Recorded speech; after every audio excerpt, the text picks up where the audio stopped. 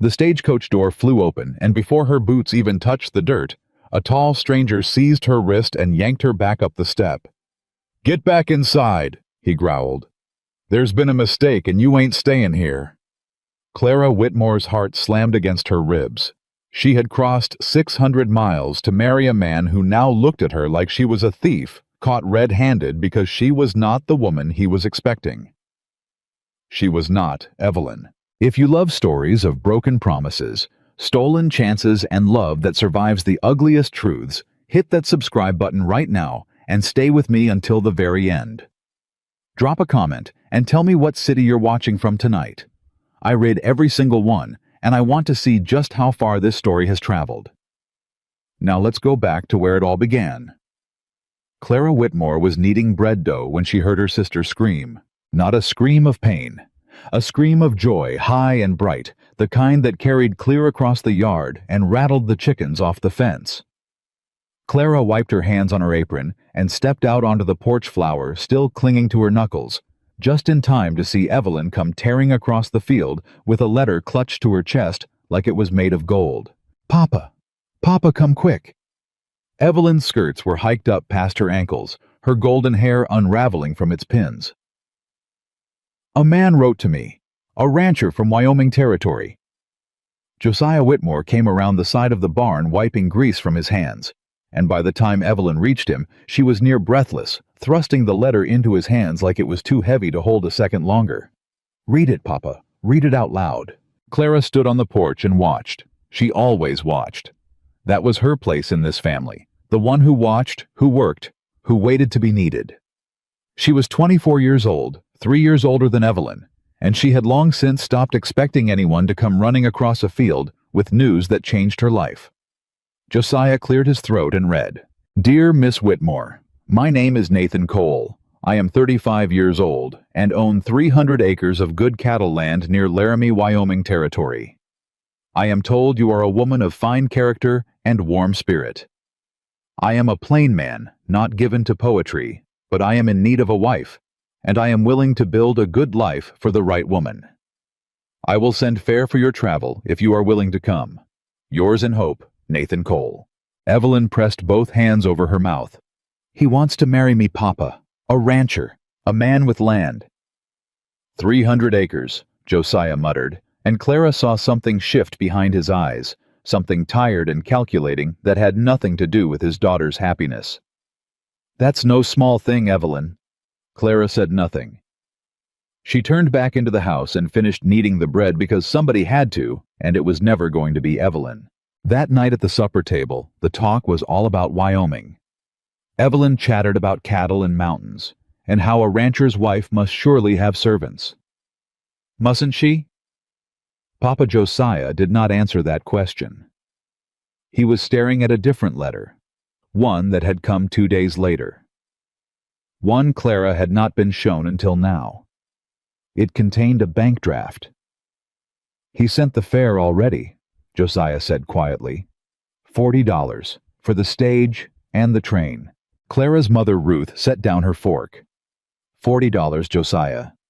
"I know what it is, Ruth." Clara knew what it was too. $40 was the exact sum they owed on the note at the bank in Lincoln. The note that had been keeping her father up at night for 3 months, pacing the kitchen floor long after the rest of the house had gone dark. Clara had heard him through the wall murmuring numbers to himself like a man saying a rosary made of debt.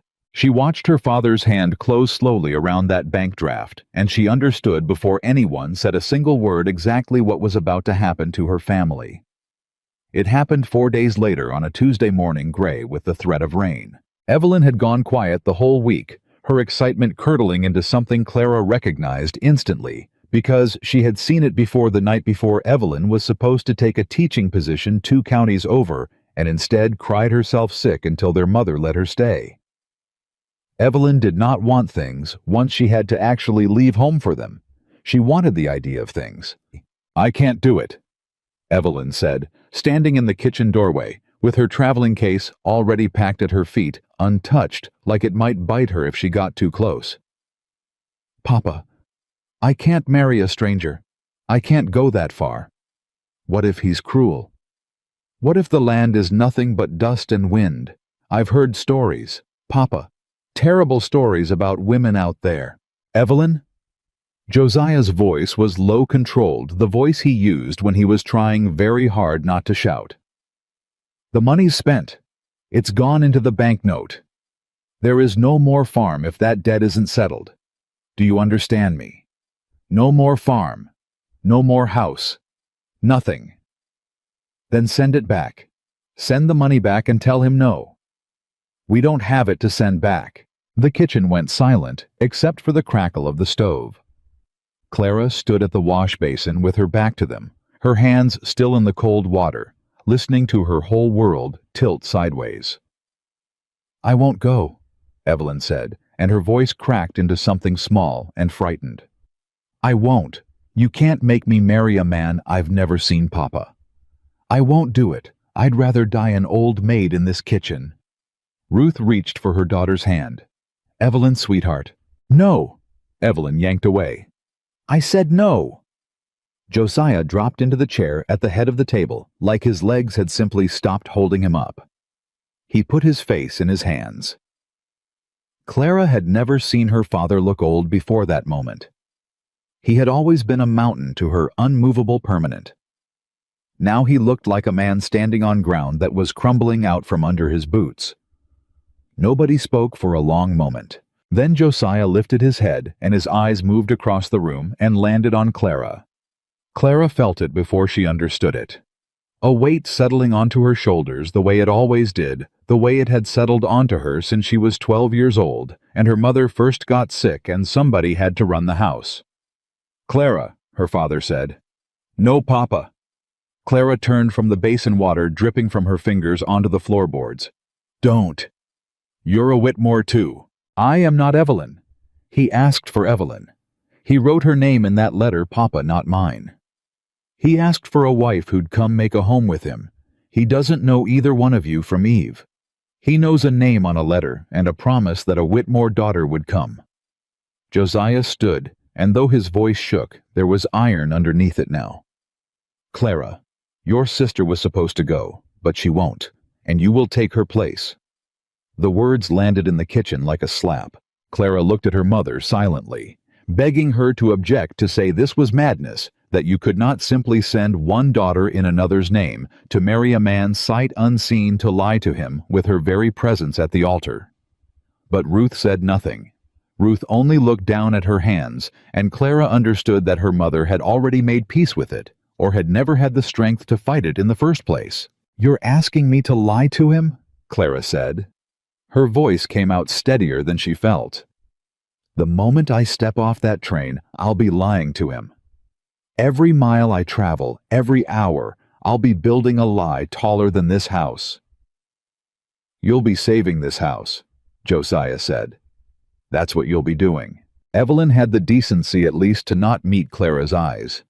She stood by the door with her hands wrung together, and Clara felt something old and bitter rise up in her chest, a feeling she had spent a lifetime swallowing down. She had spent 24 years being the daughter nobody wrote letters about, the one who scrubbed the floors while Evelyn was praised for her pretty singing voice, the one who mended clothes while Evelyn was courted at the county dance, the one who was never chosen not by suitors, not by fortune, not even by her own family, until there was work to be done that no one else wanted. And here it was again, not a chance, a chore. What if he sends me back? Clara asked quietly. What if I get there, and he looks at me, and he says this is not the woman I asked for, and he puts me right back on that train? Josiah's jaw tightened. Then you come home, and we find another way. But Clara, he crossed the kitchen and took both her hands in his, and for the first time in longer than she could remember, he looked at her the way a father looks at a daughter he is afraid for. If there is any chance in this, you can make it work. Any chance at all, I am asking you to try. I would not ask if there were any other road left to walk. Clara looked down at her chapped, work-worn hands inside her father's calloused ones. She thought of the banknote. She thought of her mother's illness, 2 winters past the medicine they'd gone without to keep food on the table. She thought of every sacrifice that had quietly, invisibly built the walls of this house, most of them made by her, none of them ever spoken of. "All right," she said. The word cost her more than her father would ever know. That night, Clara packed her small traveling case by candlelight. She did not have a wedding dress of her own. She had never needed one, had never expected to need one. So Evelyn, in a fit of guilt-soaked generosity, brought her the pale blue dress with the lace collar that she had bought for her own wedding and would now never wear. "Take it," Evelyn said, standing in the doorway of the room they had shared their whole lives. "Please, Clara. At least take this." Clara held the dress up to the candlelight. It was beautiful. It was not hers. "You should be the one wearing this," Clara said. "I know." Evelyn's voice broke. "I know, and I hate myself for it, but I can't. Clara, I can't go.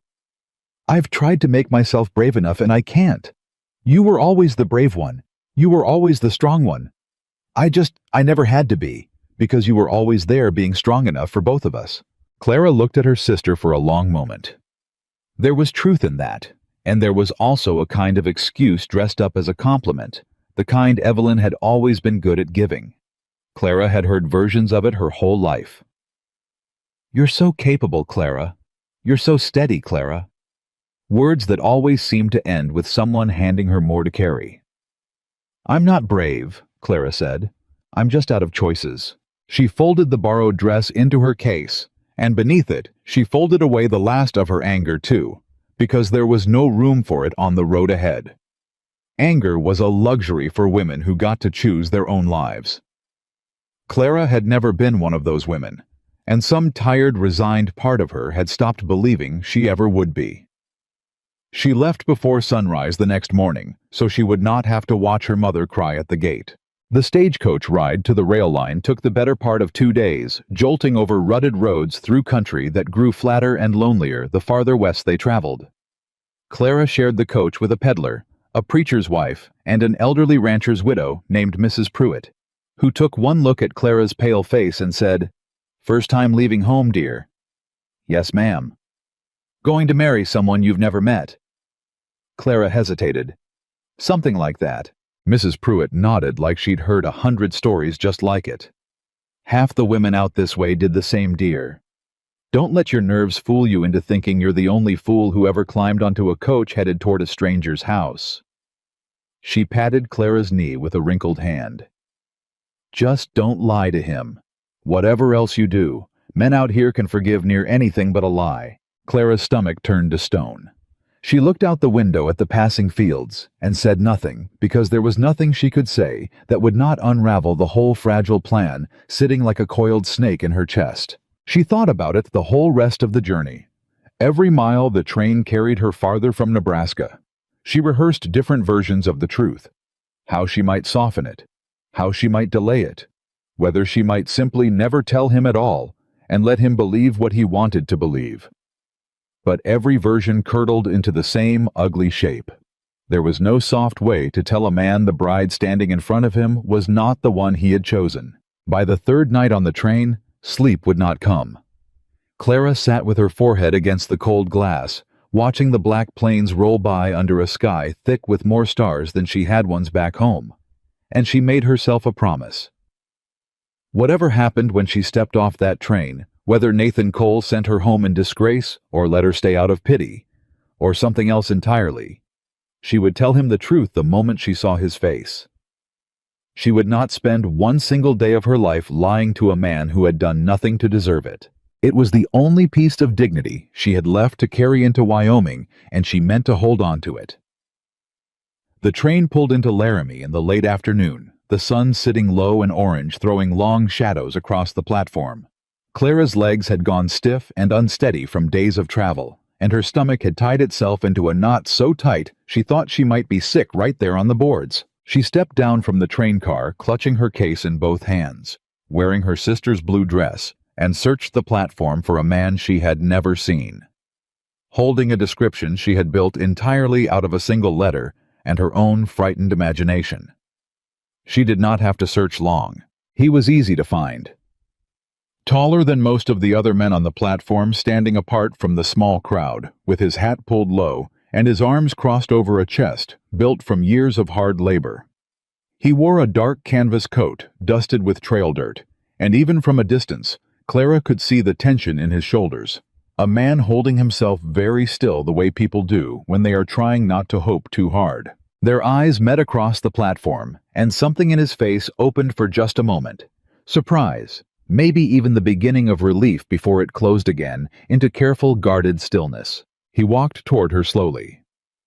Up close, he was rougher than she expected, and yet somehow gentler too.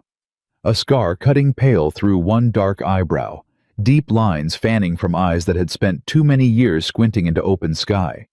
He stopped a few feet away and looked at her the way a man looks at something he cannot quite make sense of. "Miss Whitmore." His voice was low, rough at the edges, careful. Clara's mouth had gone dry as dust. "Yes," she said. It was technically true. She was after all a Whitmore. Something crossed his face, then the faintest crease between his brows, like a man noticing a stitch out of place in a shirt he knew well. He took a step closer, studying her in a way that made her want to look at her own boots instead of his eyes. "You don't favor the way I pictured," he said slowly. "People rarely look the way we picture them, Mr. Cole." "No," he agreed. "I reckon that's true." But he did not stop looking at her, and Clara felt every second of his gaze like a hand closing slowly around her throat. He reached for her traveling case, and their hands brushed for just a moment over the handle.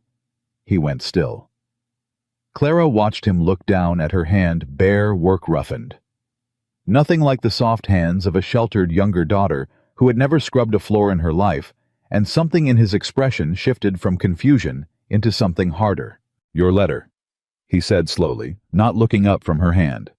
"The one your family sent back to me when I asked, 'Would you come?' It was signed Evelyn." Clara's heart slammed once hard against her ribs. "Mr. Cole." "You're not Evelyn." He lifted his eyes to hers, and there was no gentleness left in them now, only a cold, dawning understanding, the look of a man realizing he has been made a fool of in front of half the town, watching from the platform. "Are you?" There it was. The moment she had rehearsed 100 times on the train and still was not ready for. "No," Clara said. Her voice did not shake, though everything inside her did. "I'm not." The silence that followed felt longer than the whole journey from Nebraska. "Then who in God's name are you?" Nathan said, low and dangerous. "And what are you doing wearing my bride's traveling case?" "My name is Clara Whitmore. Evelyn is my sister." Clara made herself hold his eyes, though every instinct screamed at her to look away. She was supposed to come. She meant to come, Mr. Cole, right up until the morning she was meant to leave, and then she couldn't. She lost her nerve. And the money you sent had already gone to save our family's farm, so there was no way to send it back, and no way to undo what had already been done. Clara swallowed hard. "My father asked me to come in her place. I should have refused. I very nearly did. But I didn't, and now I'm standing here telling you the truth before you've even had the chance to take me home, because I decided somewhere around Ogallala that I would not add lying to you on top of everything else." Nathan's jaw worked, muscle jumping beneath weathered skin. Around them the platform had gone quiet. A few townsfolk had slowed their steps, sensing the shape of a scene about to unfold, the way small towns always do. "You let me stand on this platform," Nathan said, "waiting on a bride, and you knew the whole time you weren't her." "Yes." "You let me buy that ring in my coat pocket for a woman who never once intended to wear it." Clara's stomach dropped. She had not thought of a ring. Somehow that detail, small, human, terribly sad, broke something open in her chest that the rest of the conversation had not managed to touch. "I'm sorry," she said, and meant it more than she had meant almost anything in her life. "I am so sorry, Mr. Cole. You deserved better than this. You deserved a woman who wanted to come, not one who was sent because there was nowhere else for her to go." For a long moment, Nathan said nothing. He looked past her, out at the mountains turning purple in the fading light, his jaw tight, his hands curling and uncurling at his sides like a man fighting the urge to put his fist through something. "Get back on that train," he said finally. "Mr. Cole, I mean it. There's a return car headed east in an hour.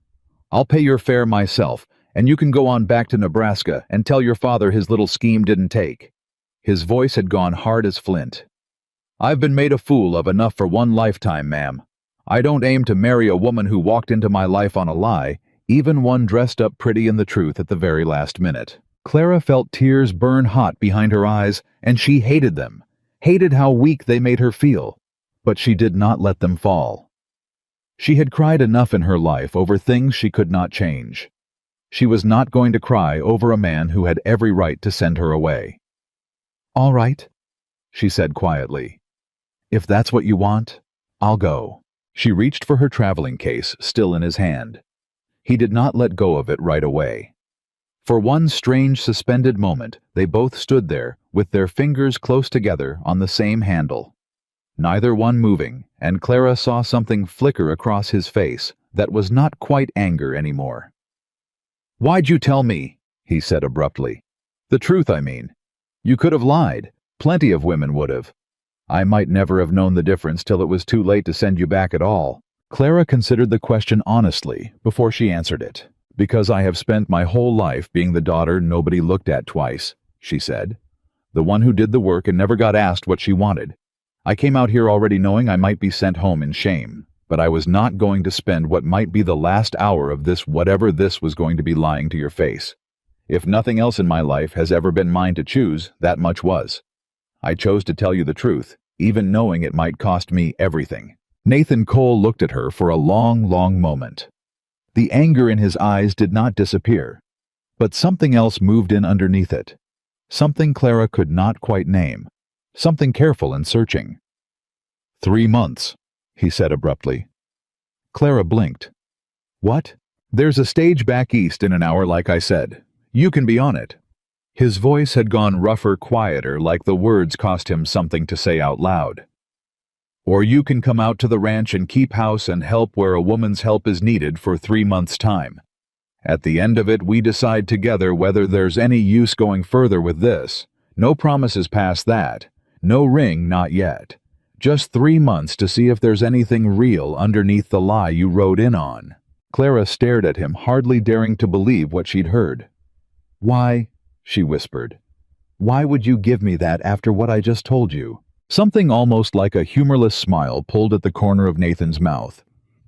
"Because you looked me in the eye and told me the truth when it would have been easier not to. That's worth something to me, ma'am. Might be the only thing that's worth something to me right now." He finally released his grip on the traveling case, letting her take it back into her own hands. "But make no mistake, I don't trust you. Not yet. Might be I never do. You'll have to earn every inch of that same as anybody." "I understand," Clara said, and she did more fully than he could possibly know. "Ranch is a 2-hour ride from here." He turned toward the wagon waiting at the edge of the platform, then paused, looking back at her over his shoulder, his expression unreadable in the dying light. "You still got a choice, Miss Whitmore. Ain't too late to get on that eastbound train instead." Clara looked past him toward the mountains rising dark and enormous against the sky, toward a life she had never asked for and could not begin to imagine, and then she looked at the wagon and at the man who had just offered her something no one in her whole life ever had. A chance to be chosen for who she actually was, instead of who someone needed her to be. "I'll come to the ranch," she said.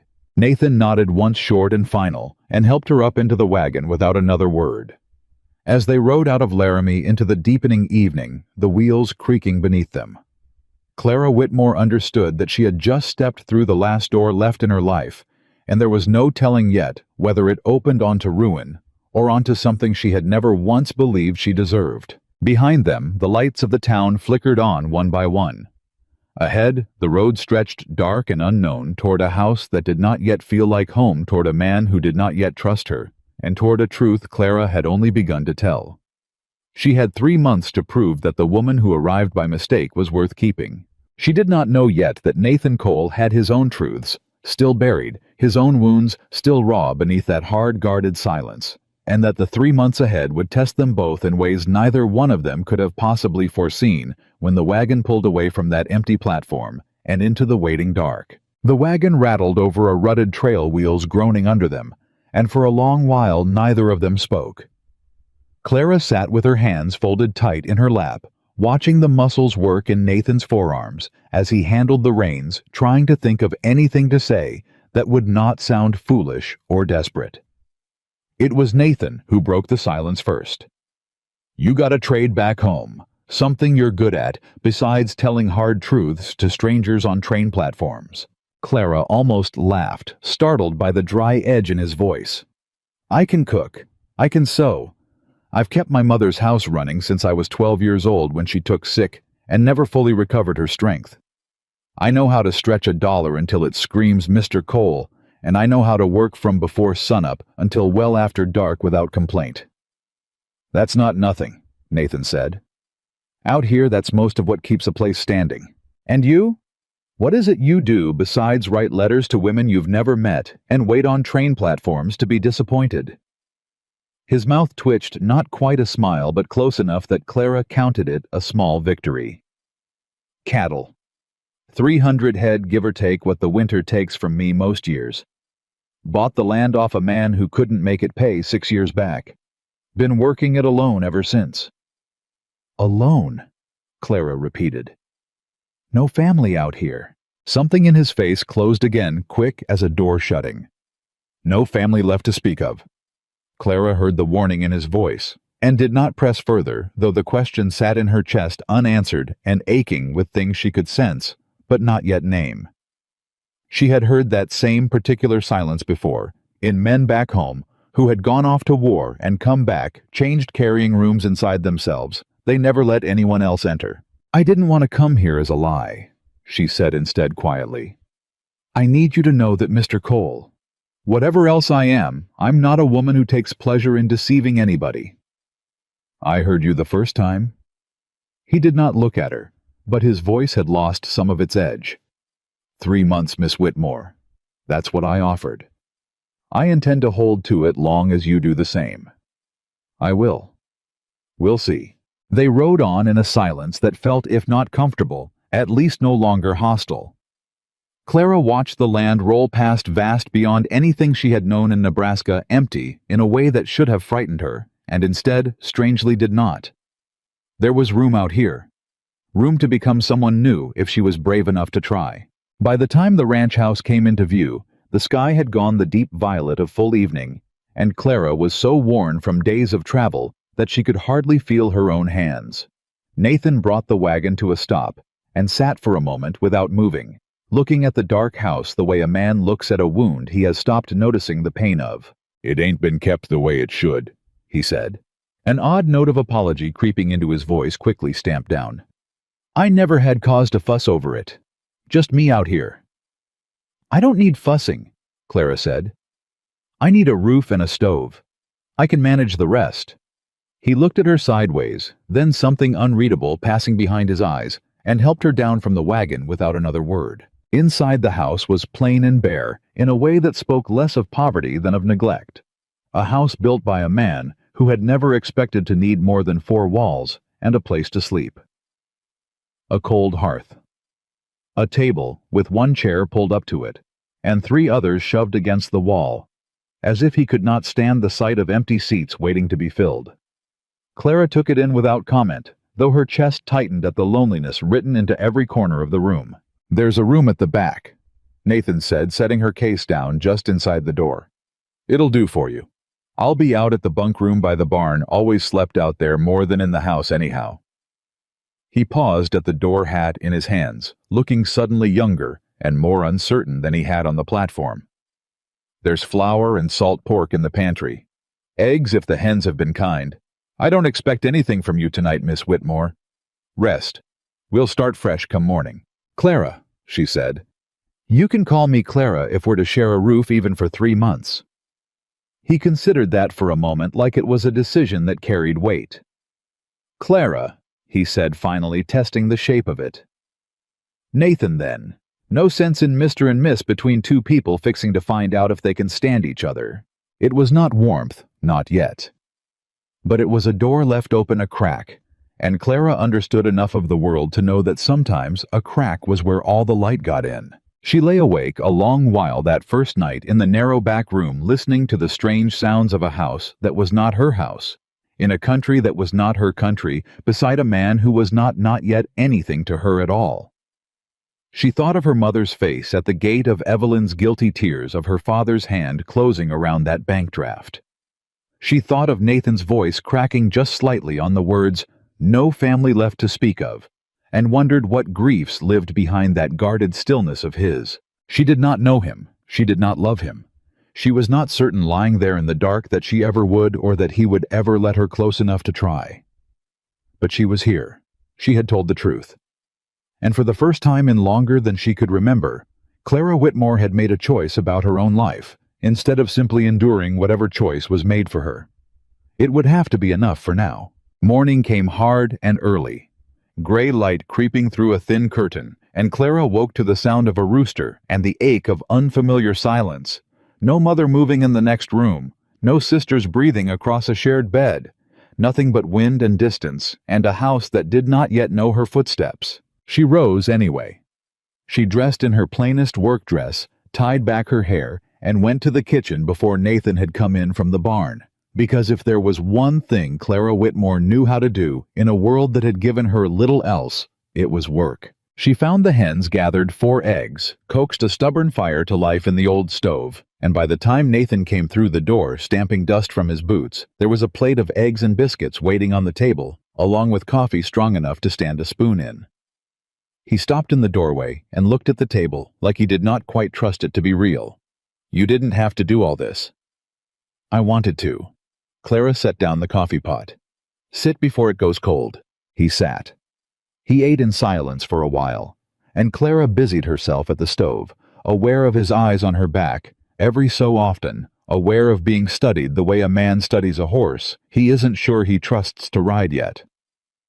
"This is good," he said finally gruffly, like the words had to be pried loose. "Been a long while since anybody cooked for me that wasn't myself."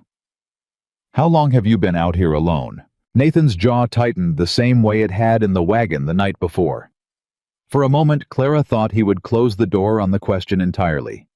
Instead, he set down his fork, and something in his shoulders sagged just slightly, like a man laying down a weight he'd carried so long he'd nearly forgotten it was there. 6 years on this land," he said slowly. "Before that, the war. Lost my brother at Antietam. Lost most everyone I rode with before it was through. Came out west after because there wasn't much reason to stay in a place so full of ghosts." He looked up at her, and his eyes were older than his years just then, carrying something Clara recognized because she had seen its shadow in her own father's face. "I built this ranch because I needed something to pour myself into that wouldn't up and die on me. Cattle don't ask questions. Land don't leave." Clara set down the coffee pot and sat across from him unbidden, and did not look away from what he had just handed her. "That's a heavy thing to carry alone," she said quietly. "Man gets used to it." Getting used to a thing isn't the same as it not hurting anymore. Nathan looked at her for a long moment, something shifting behind his eyes. Surprise maybe that she had not flinched from what he'd said, or offered up some hollow comfort, but had simply looked straight at the truth of it, the way she'd looked straight at him on that platform. "You're a strange one, Clara Whitmore," he said finally. There was no insult in it. If anything, his voice had gone rougher, quieter. "Most folks look away when a man says a thing like that. I don't have much practice looking away from hard things," Clara said. "Never had the luxury." He almost smiled, then the first real almost smile she had seen from him, small and reluctant, and gone as quickly as it came. He stood gathering his hat from the table. "Fences need mending on the north pasture. I'll be out most of the day." He paused at the door, the way he had the night before, hat in hand. "House is yours to see, to however you see fit. I trust you've got sense enough not to burn it down." "I'll do my best not to disappoint you, Mr. Cole." "Nathan," he corrected, and this time there was no hesitation in it at all. The days that followed fell into a rhythm neither of them spoke of, but both of them settled into same as a horse settles into a new saddle, stiff and uncertain. At first, then gradually, without either one quite noticing the moment it happened, less so. Clara scrubbed the house from floor to rafters, beat the dust from curtains that had not been washed in longer than she cared to guess. Mended shirts left in a heap by the wash basin, and turned the bare, silent kitchen into something that smelled for the first time in years like a home rather than a shelter. She learned the particular creak of the third porch step, the exact hour the hens laid best, the way the light came gold through the west window in late afternoon. Nathan said little, but Clara began to notice the small things, how he took his hat off the moment he stepped through the door, how he never once raised his voice to her, even when the well pump broke and flooded half the yard, how he left a fresh-cut bundle of wild sage on the kitchen table one evening without a word of explanation, and would not meet her eyes when she thanked him for it. He was not a man who trusted easily. That much was written plain across every guarded line of him. But Clara had not come to Wyoming expecting easy trust, and she had not come expecting comfort either. She had come because there had been no other road left to walk, and she had stayed these first days because something in her, something she had not let herself feel in a very long time, had begun quietly, cautiously, to hope that this hard, silent, grieving man might one day look at her, not as a mistake he was stuck with, but as a woman worth choosing. She did not know yet what that hope would cost her.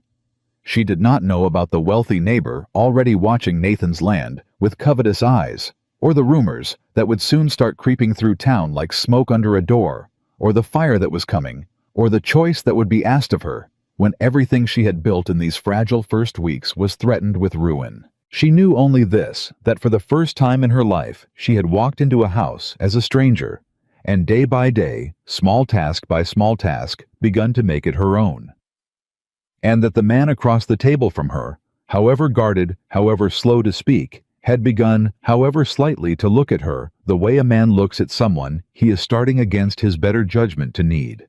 It was not love, not yet. It was not even trust, not fully. But it was a beginning.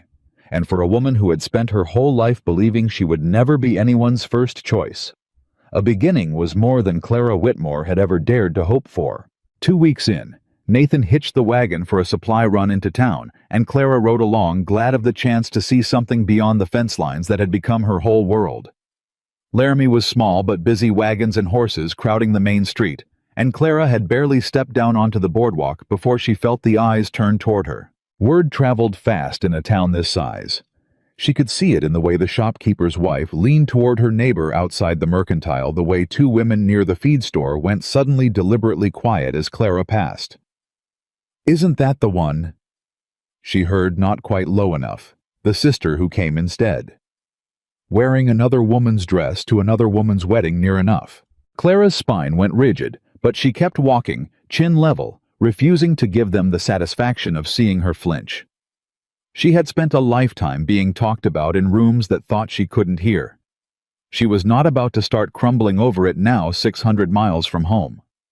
Nathan, a step behind her with a sack of flour on his shoulder, stopped walking entirely. He turned slow and deliberate toward the women by the feed store, and though his voice was quiet, it carried the particular stillness of a man who did not raise it often and did not need to. "Something you ladies care to say to my face," he said, instead of behind the lady's back. The women went scarlet and suddenly very interested in their shopping baskets. One of them mumbled an apology that was not really an apology at all. Nathan did not wait for it to finish. He set his hand briefly lightly at the small of Clara's back, the first time he had touched her at all, since helping her down from the wagon that first night, and guided her past them toward the mercantile. "You didn't have to do that," Clara said once they were inside, her voice unsteady in a way she hadn't expected. "Yes, I did." Nathan set the flour sack on the counter, his jaw set hard. "Whatever's between you and me is between you and me to work out, Clara. Ain't anybody else's business. And I won't stand by and let this town chew you up over gossip that's got nothing to do with the truth of who you are." Clara looked up at him, startled. It was the most he had said in her defense, the most he had said about her at all, really, since that first hard conversation on the platform. Something in her chest ached with a feeling she did not yet have a name for. "You barely know who I am," she said softly. 3 weeks isn't very long. Long enough to know you get up before the sun without complaint.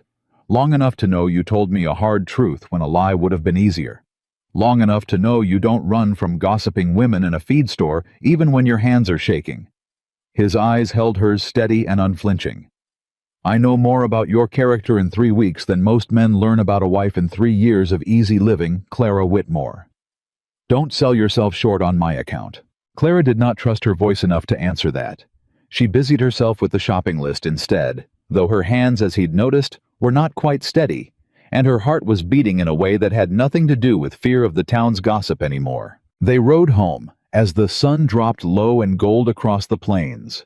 Mostly quiet, but it was a different quiet than the one they'd ridden in that first night, softer, less guarded, threaded through with something neither of them said aloud, but both of them perhaps had begun to feel.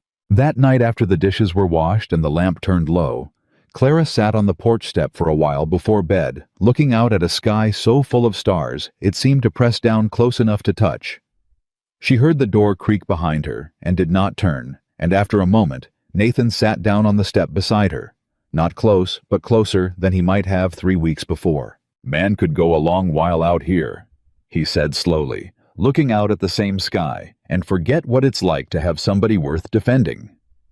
Clara turned to look at him then. In the lamplight through the window behind them, his face had lost some of its guardedness, and for the first time she saw clearly the man underneath the silence, tired, grieving, careful with his heart, because it had been broken before, and he did not know yet whether it could survive being broken again. I don't need defending, she said quietly. I've spent my whole life managing on my own. I know it. His voice was rough low. Don't make it any less worth doing. Neither of them said anything else. They sat together on the porch step a long while, close enough now that their shoulders nearly touched, watching the stars wheel slow overhead. Two people who had started as strangers, bound by a lie and a debt and a desperate bargain, and were becoming day by careful day. Something neither one of them had expected to find way out here at the edge of the territory. Clara did not know that quiet night on the porch what was still coming, the jealousy already curdling in a wealthy neighbor's heart at the sight of Nathan Cole's happiness, the fire that would soon turn the sky orange over the barn, the choice that would be forced upon her when the whole fragile world she was building threatened to burn down around her. She knew only that, for the first time since she had boarded that stagecoach, wearing her sister's borrowed dress and carrying a secret she was terrified to tell, she had begun cautiously, disbelievingly, to feel something that might one day if she let it become home. She had arrived in Wyoming as a mistake, a substitute, a woman nobody had chosen. But sitting on that porch step under a sky full of more stars than she had ever known existed, beside a man who had just stood between her and a town full of whispers. Without a second thought, Clara Whitmore allowed herself, for the very first time, to wonder if a mistake could still somehow, against every odd stacked against it, grow into the truest thing that had ever happened to her. That fragile peace did not last a week. A rider came up the drive on a gray gelding worth more than everything in Nathan's barn combined, and Clara knew trouble before the man even dismounted, just by the way Nathan's whole body went rigid at the sight of him. Cole? The rider swung down easy, unhurried, a man used to taking his time because the world had always waited on him. He was handsome in a polished, careless way, his hat too clean for a working ranch, his boots too fine for anything but sitting a horse and giving orders. His eyes slid past Nathan and landed on Clara, lingering a beat too long. And this must be the substitute bride the whole county's talking about. Clara felt her spine go straight as a fence post. Victor! Nathan's voice had dropped into something flat and dangerous. State your business, or get back on your horse. Victor Hale smiled like the insult hadn't touched him at all. Just being neighborly. Heard you'd taken in a woman under, shall we say, unusual circumstances. Whole town's buzzing about it. Man deserves to hear it from a friend before he hears it twisted at the mercantile. You're not my friend, Victor. Never have been. Nathan stepped forward, putting himself deliberately between Victor and Clara. You've been sniffing around this land since before I bought it out from under you 6 years back, and you didn't come out here today to be neighborly. Victor's smile thinned just slightly, the first crack in his polish. Fine. Business then. He nodded toward the north pasture. That water rights dispute with the Cummings place. I could make it disappear, for a price. What price? 200 acres off your western boundary. Say the section running along the creek." Nathan laughed once, short and hard, no humor in it at all.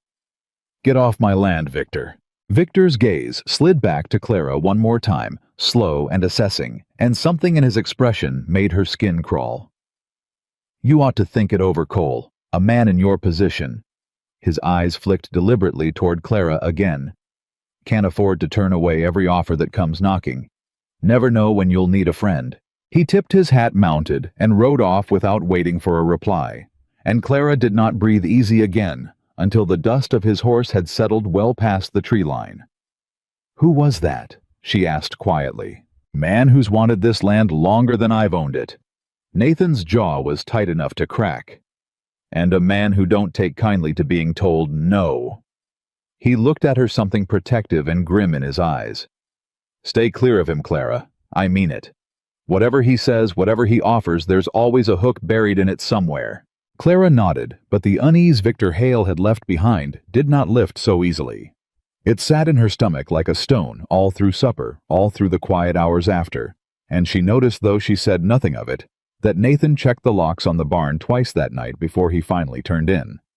3 days later, the Whispers found her in town. She had gone in alone this time, driving the small cart herself, while Nathan worked fence line too far out to spare the hours, and she was standing at the mercantile counter counting coins when she heard her own name drift over from behind a shelf of canned goods. "Tricked him clean is what I heard. Sent in her sister's place and never said a word of it till she was standing right there on the platform. My cousin's husband saw the whole thing. Well, I heard it different. Heard she's been sniffing around Victor Hale too, now that she's got her claws into one rancher. Woman like that don't know how to stop once she starts." Clara's hands went still on the counter. The shopkeeper would not meet her eyes, which told her he had heard every word same as she had. She turned chin high and walked straight toward the two women crouched over the canned goods and watched real fear flicker across their faces at being caught out loud. "If you've got questions about my character," Clara said, quiet and level, "I'd be obliged if you'd ask them to my face, same as you're so free to answer them behind my back." Neither woman said a word. Clara did not wait for one. She paid for her goods, walked out with her back straight and her hands shaking only once she was safely up on the cart seat, and drove home with Victor Hale's parting words to Nathan, echoing louder in her mind with every mile. There's always a hook buried in it somewhere. She did not have to wait long to find out what his hook was. 4 days after that, Nathan rode out before dawn to help a neighboring family brand cattle a debt of labor he owed and could not put off. And Clara was alone at the ranch hanging wash on the line when she heard a horse coming up the drive at an unhurried walk. She did not need to turn around to know who it was. "Your husband's away," Victor Hale said, dismounting without invitation. "So I thought this might be a good time for a private word." "He is not my husband." Clara kept her hands moving on the wash line, refusing to give him the satisfaction of her full attention. "And I've nothing to say to you that requires privacy." "That's a shame, because I've got a proposition that might interest you." Victor stepped closer, close enough that Clara finally turned to face him fully, every instinct in her body pulling tight as a drawn bowstring. "This whole town's decided you're a liar and a schemer, Miss Whitmore. That reputation isn't going away on its own.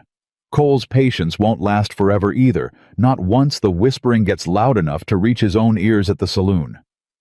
He smiled, slow and confident. "But I could make it all stop. Marry me instead, and every wagging tongue in Laramie goes quiet inside a week. I've got the standing to make that happen. You'd never want for anything again." Clara stared at him, something cold and clear settling over the fear in her chest. "You think I'd trade a man who's shown me nothing but honesty?" she said. "For a man who rode onto another man's land to threaten him not 4 days past."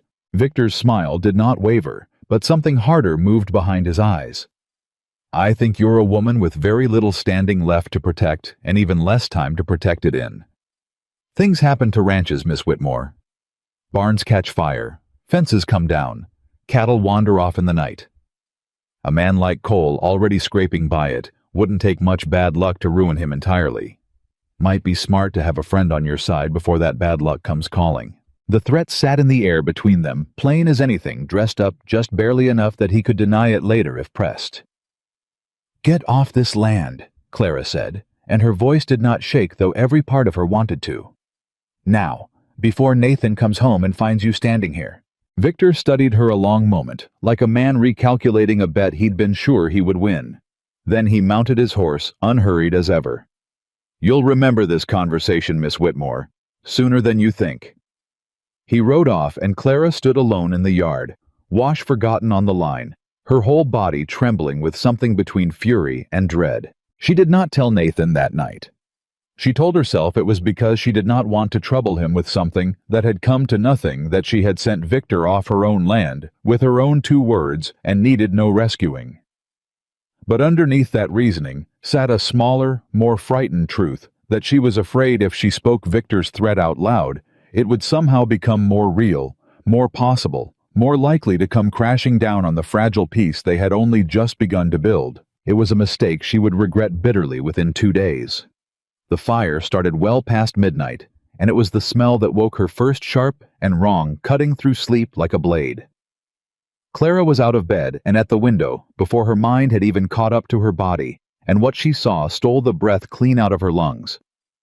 The barn was burning, not smoldering, not catching burning orange flame already licking up through the roof timbers, throwing wild light across the yard, and somewhere inside that inferno were Nathan's horses, screaming. "Nathan!" She was already running by the time he burst from the bunk room half-dressed, his face lit orange and stricken with a horror Clara had never seen on him before. "The horses—" His voice cracked. "Clara, get back to the house. I'm not leaving you to do this alone." There was no time to argue. Nathan wrenched the barn door open against a wall of heat and smoke, and Clara grabbed the water bucket without being told.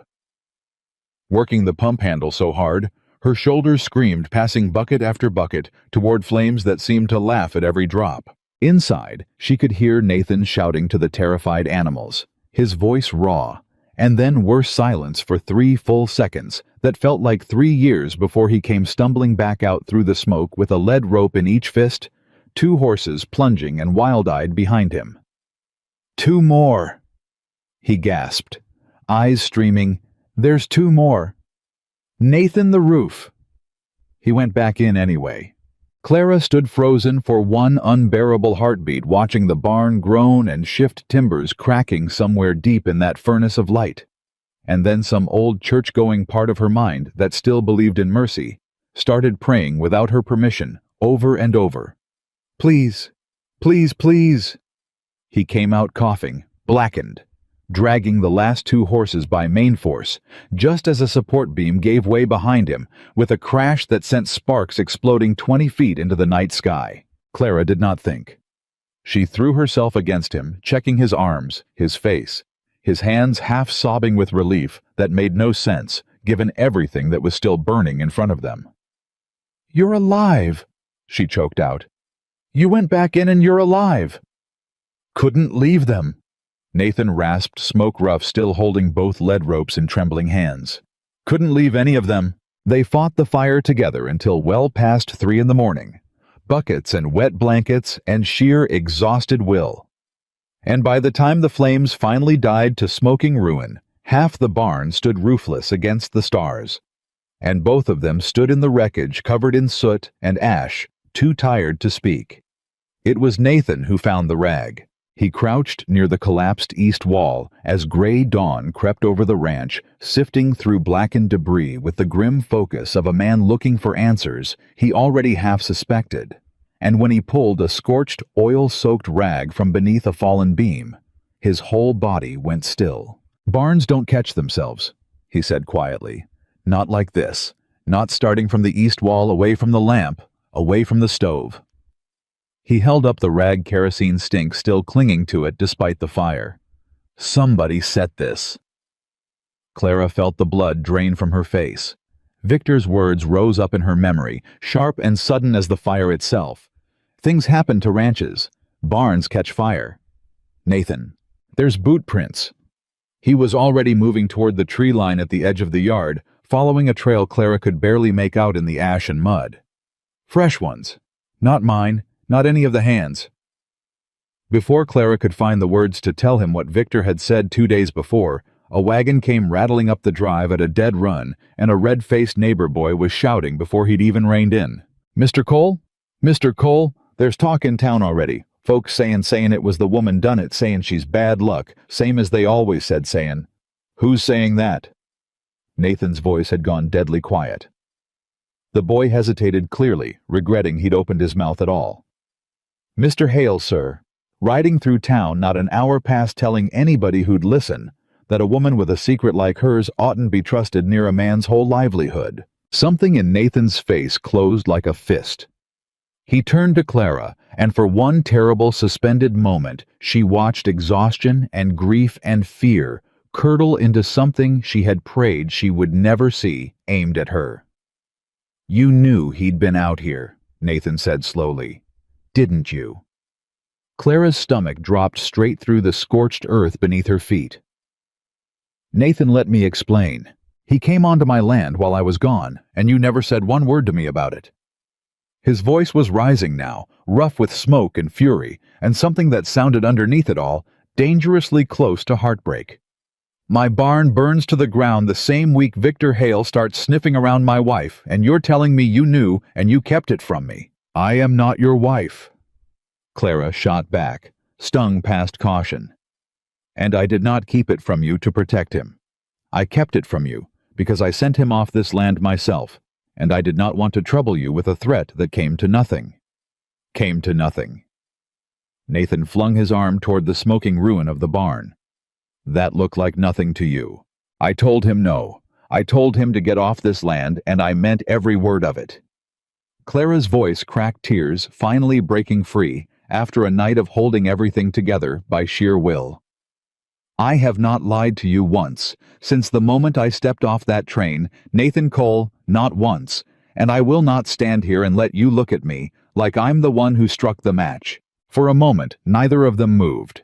Smoke still curled up from the wreckage between them, and somewhere behind Nathan, the rescued horses stamped and shifted in the makeshift paddock, and the whole ranch seemed to hold its breath.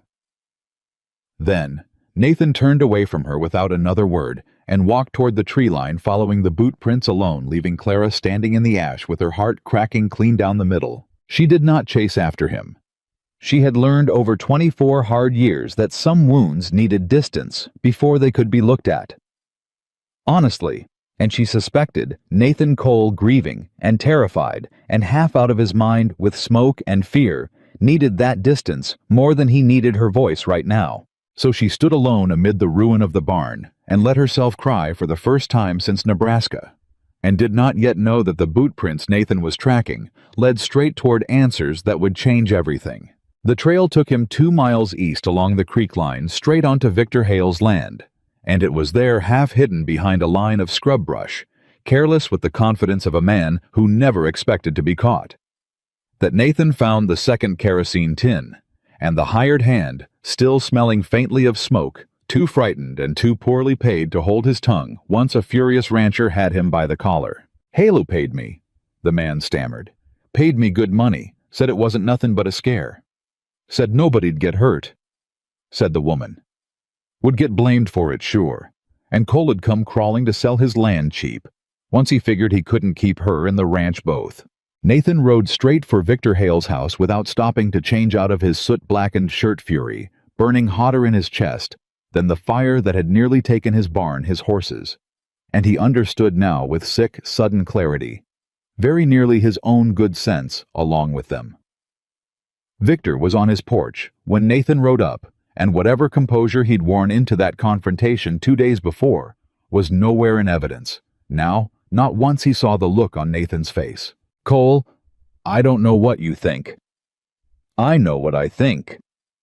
Nathan swung down from his horse in one furious motion. "I think you burned my barn and nearly got 2 of us killed doing it, and I think you did it hoping I'd be too broken and too broke to hold onto my land, or fool enough to believe the woman I'm building a life with had a hand in it. I talked to your man Victor. He talked plenty once I asked him proper." Victor's face went the color of old ash. "Whatever he told you, Sheriff's next, Nathan said low and final. You can explain it to him instead. It was not a clean victory. There would be weeks of it still to untangle a sheriff to convince a hired hand's frightened testimony to hold steady under Victor Hale's money and threats, a town's opinion to slowly, painfully turn back around. But riding home that afternoon, ash still in his hair and truth finally fully in his hands, Nathan Cole understood one thing, with a clarity that cut through every last shred of doubt Victor's poison had planted in him. He had turned on the one person in months who had never once lied to him in the very moment she needed him most to remember that.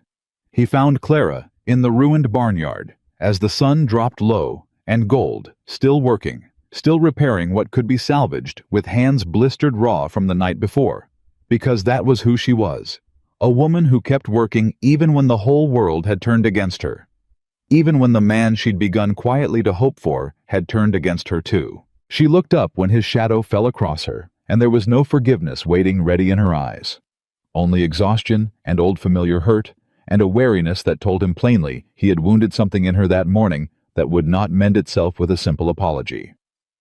Clara, Nathan said, and his voice rough with smoke and shame both broke clean in half on her name. Clara did not answer right away. She set down the hammer in her blistered hands and stood facing him fully, and let the silence stretch long enough that Nathan understood she was not going to make this easy for him, nor should she. You looked at me, she said finally, the way this whole town's been looking at me since the day I stepped off that train, like I was something to be suspicious of, like everything I'd shown you these past weeks counted for nothing the moment somebody handed you a reason to doubt me. I know it. Nathan's jaw worked. I was wrong, Clara. Dead wrong, and I knew it the second the words left my mouth, and I still didn't call them back fast enough. Why not? The question landed harder than she'd meant it to, and Nathan flinched like she'd struck him. Because I've had good things taken from me before, he said finally, quiet and raw. My brother. My whole company of men near enough. This land was the one thing I built back up out of nothing, with my own two hands. And when I saw it burning, some old ugly part of me went looking for somebody to blame, before I let myself feel how scared I really was. And you were standing right there. He shook his head, disgusted with himself. That's not an excuse. It's just the truth of it. I'm asking you to forgive a man who's more used to losing things than trusting them. Clara studied him a long moment, arms crossed over her ruined apron, ash still smudged along one cheekbone. I understand fear, she said slowly. I understand losing things too, Nathan. But understanding why you turned on me doesn't undo the turning. You're going to have to earn that back. Same as I had to earn my place here in the first place. I know it. He held her gaze steady despite the rawness in his voice. I'm not asking you to hand it over easy. I'm asking for the chance to earn it. It was not forgiveness, not yet, not fully. But it was something, a door left open the barest crack, same as the one he'd offered her that first night in this very yard, and Clara found she could not quite bring herself to shut it all the way. The sheriff rode out 2 days later, a heavy-set, tired-eyed man named Griggs, who had clearly seen every kind of trouble the territory had to offer, and was not much impressed by any of it. He took Nathan's account, and the frightened hired hand's shaking testimony, and the kerosene tin still sitting in Victor Hale's own barn, where his man had been too careless to hide it properly. And by the time he rode out again, Victor Hale was sitting in the back of his wagon with his hands bound, and his fine hat knocked crooked, cursing every mile of the road toward town. Word moved through Laramie faster than the fire itself had burned. Clara felt the shift almost immediately. The shopkeeper's wife, who had once looked past her, now nodding a careful greeting. The women from the feed store crossing the street to offer a stammering, red-faced apology that Clara accepted with more grace than she felt they deserved.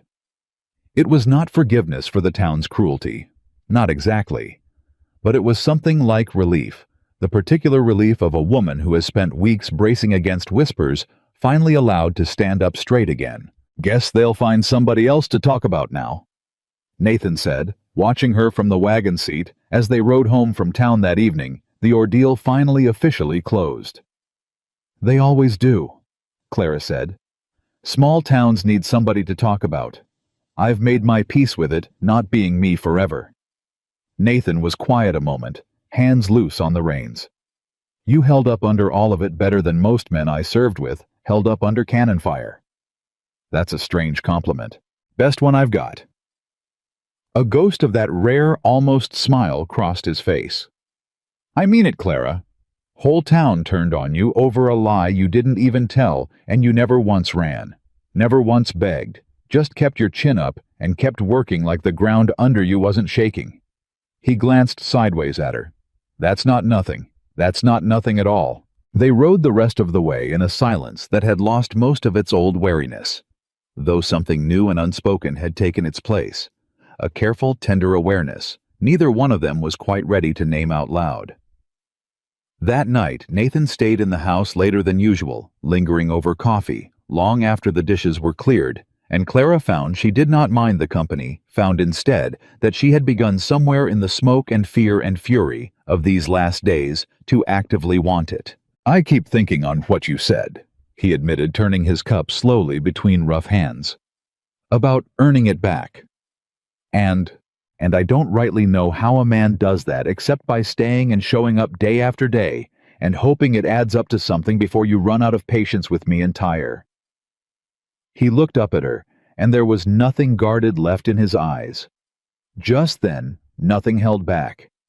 "I nearly lost this ranch 2 nights past.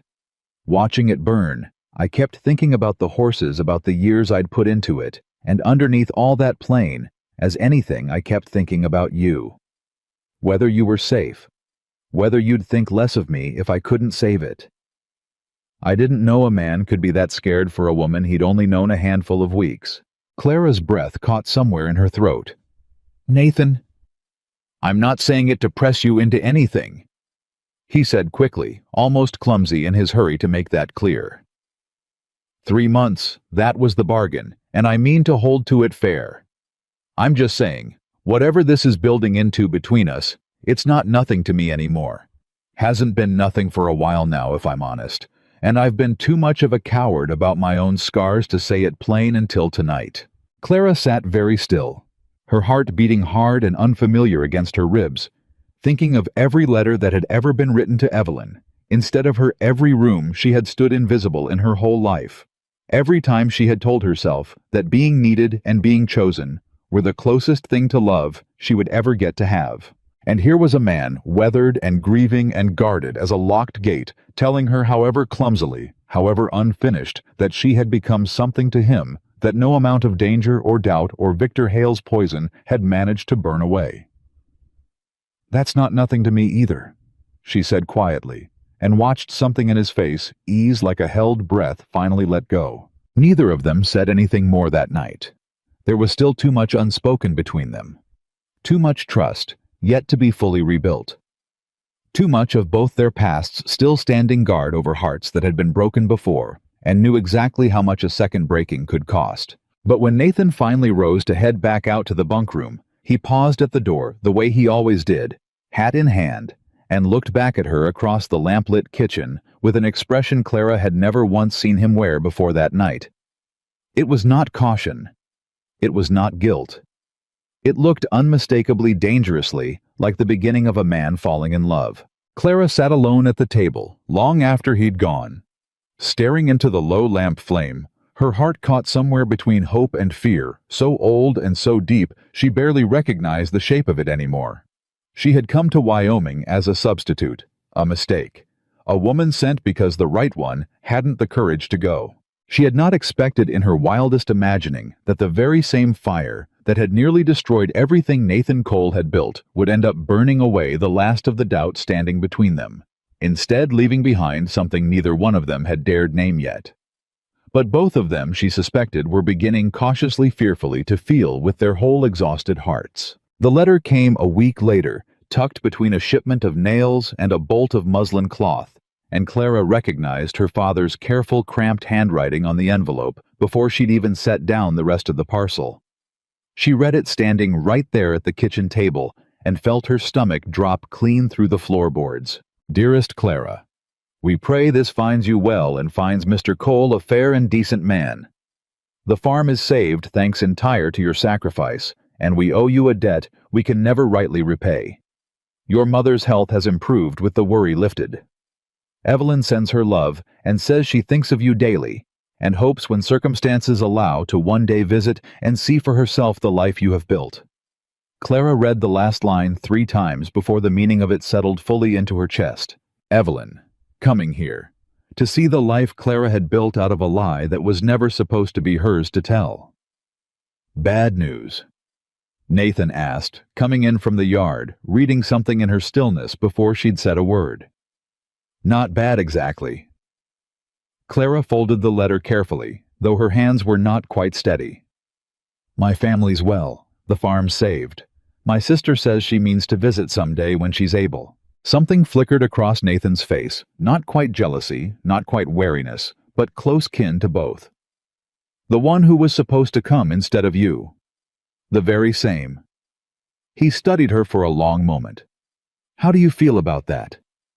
It was Clara realized the first time anyone had asked her that question about anything in longer than she could remember, and she found she had to sit with it a moment before she trusted herself to answer honestly. "Frightened if I'm truthful," she admitted. "Not that she'd take anything from me. I don't believe that anymore, not the way I might have weeks ago. But frightened that seeing her again will remind me of everything I used to believe about myself before I came out here, that I was the one nobody chose, the one who only mattered when there was work needed doing." She looked up at him. "I've started to believe something different about myself out here, Nathan. I'm not ready to have that undone." Nathan crossed the kitchen and sat across from her, close enough now that their hands rested only inches apart on the worn wood table. "Nobody's undoing anything," he said, low and certain. "Not your sister, not this town, not Victor Hale rotting in whatever cell Griggs has got him locked in.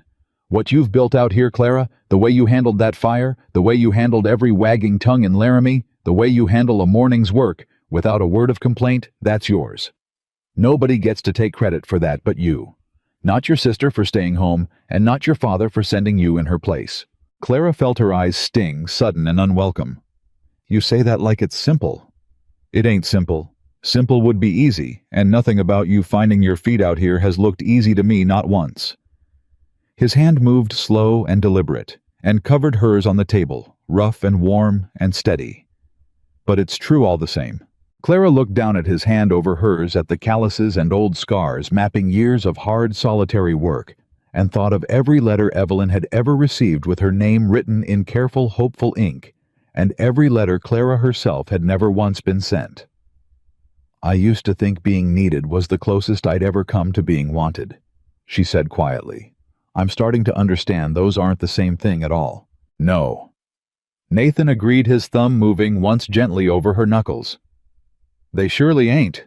Neither of them spoke again for a long while. The lamp burned low. The fields outside had gone dark and quiet, and somewhere beyond the mended fence line, the rebuilt frame of the barn stood half-finished against the stars' proof. If either of them had needed it, that even the worst kind of ruin could be built back up into something sturdier than what had stood there before, given enough patience and enough two hands willing to do the work of rebuilding together. Clara did not pull her hand away.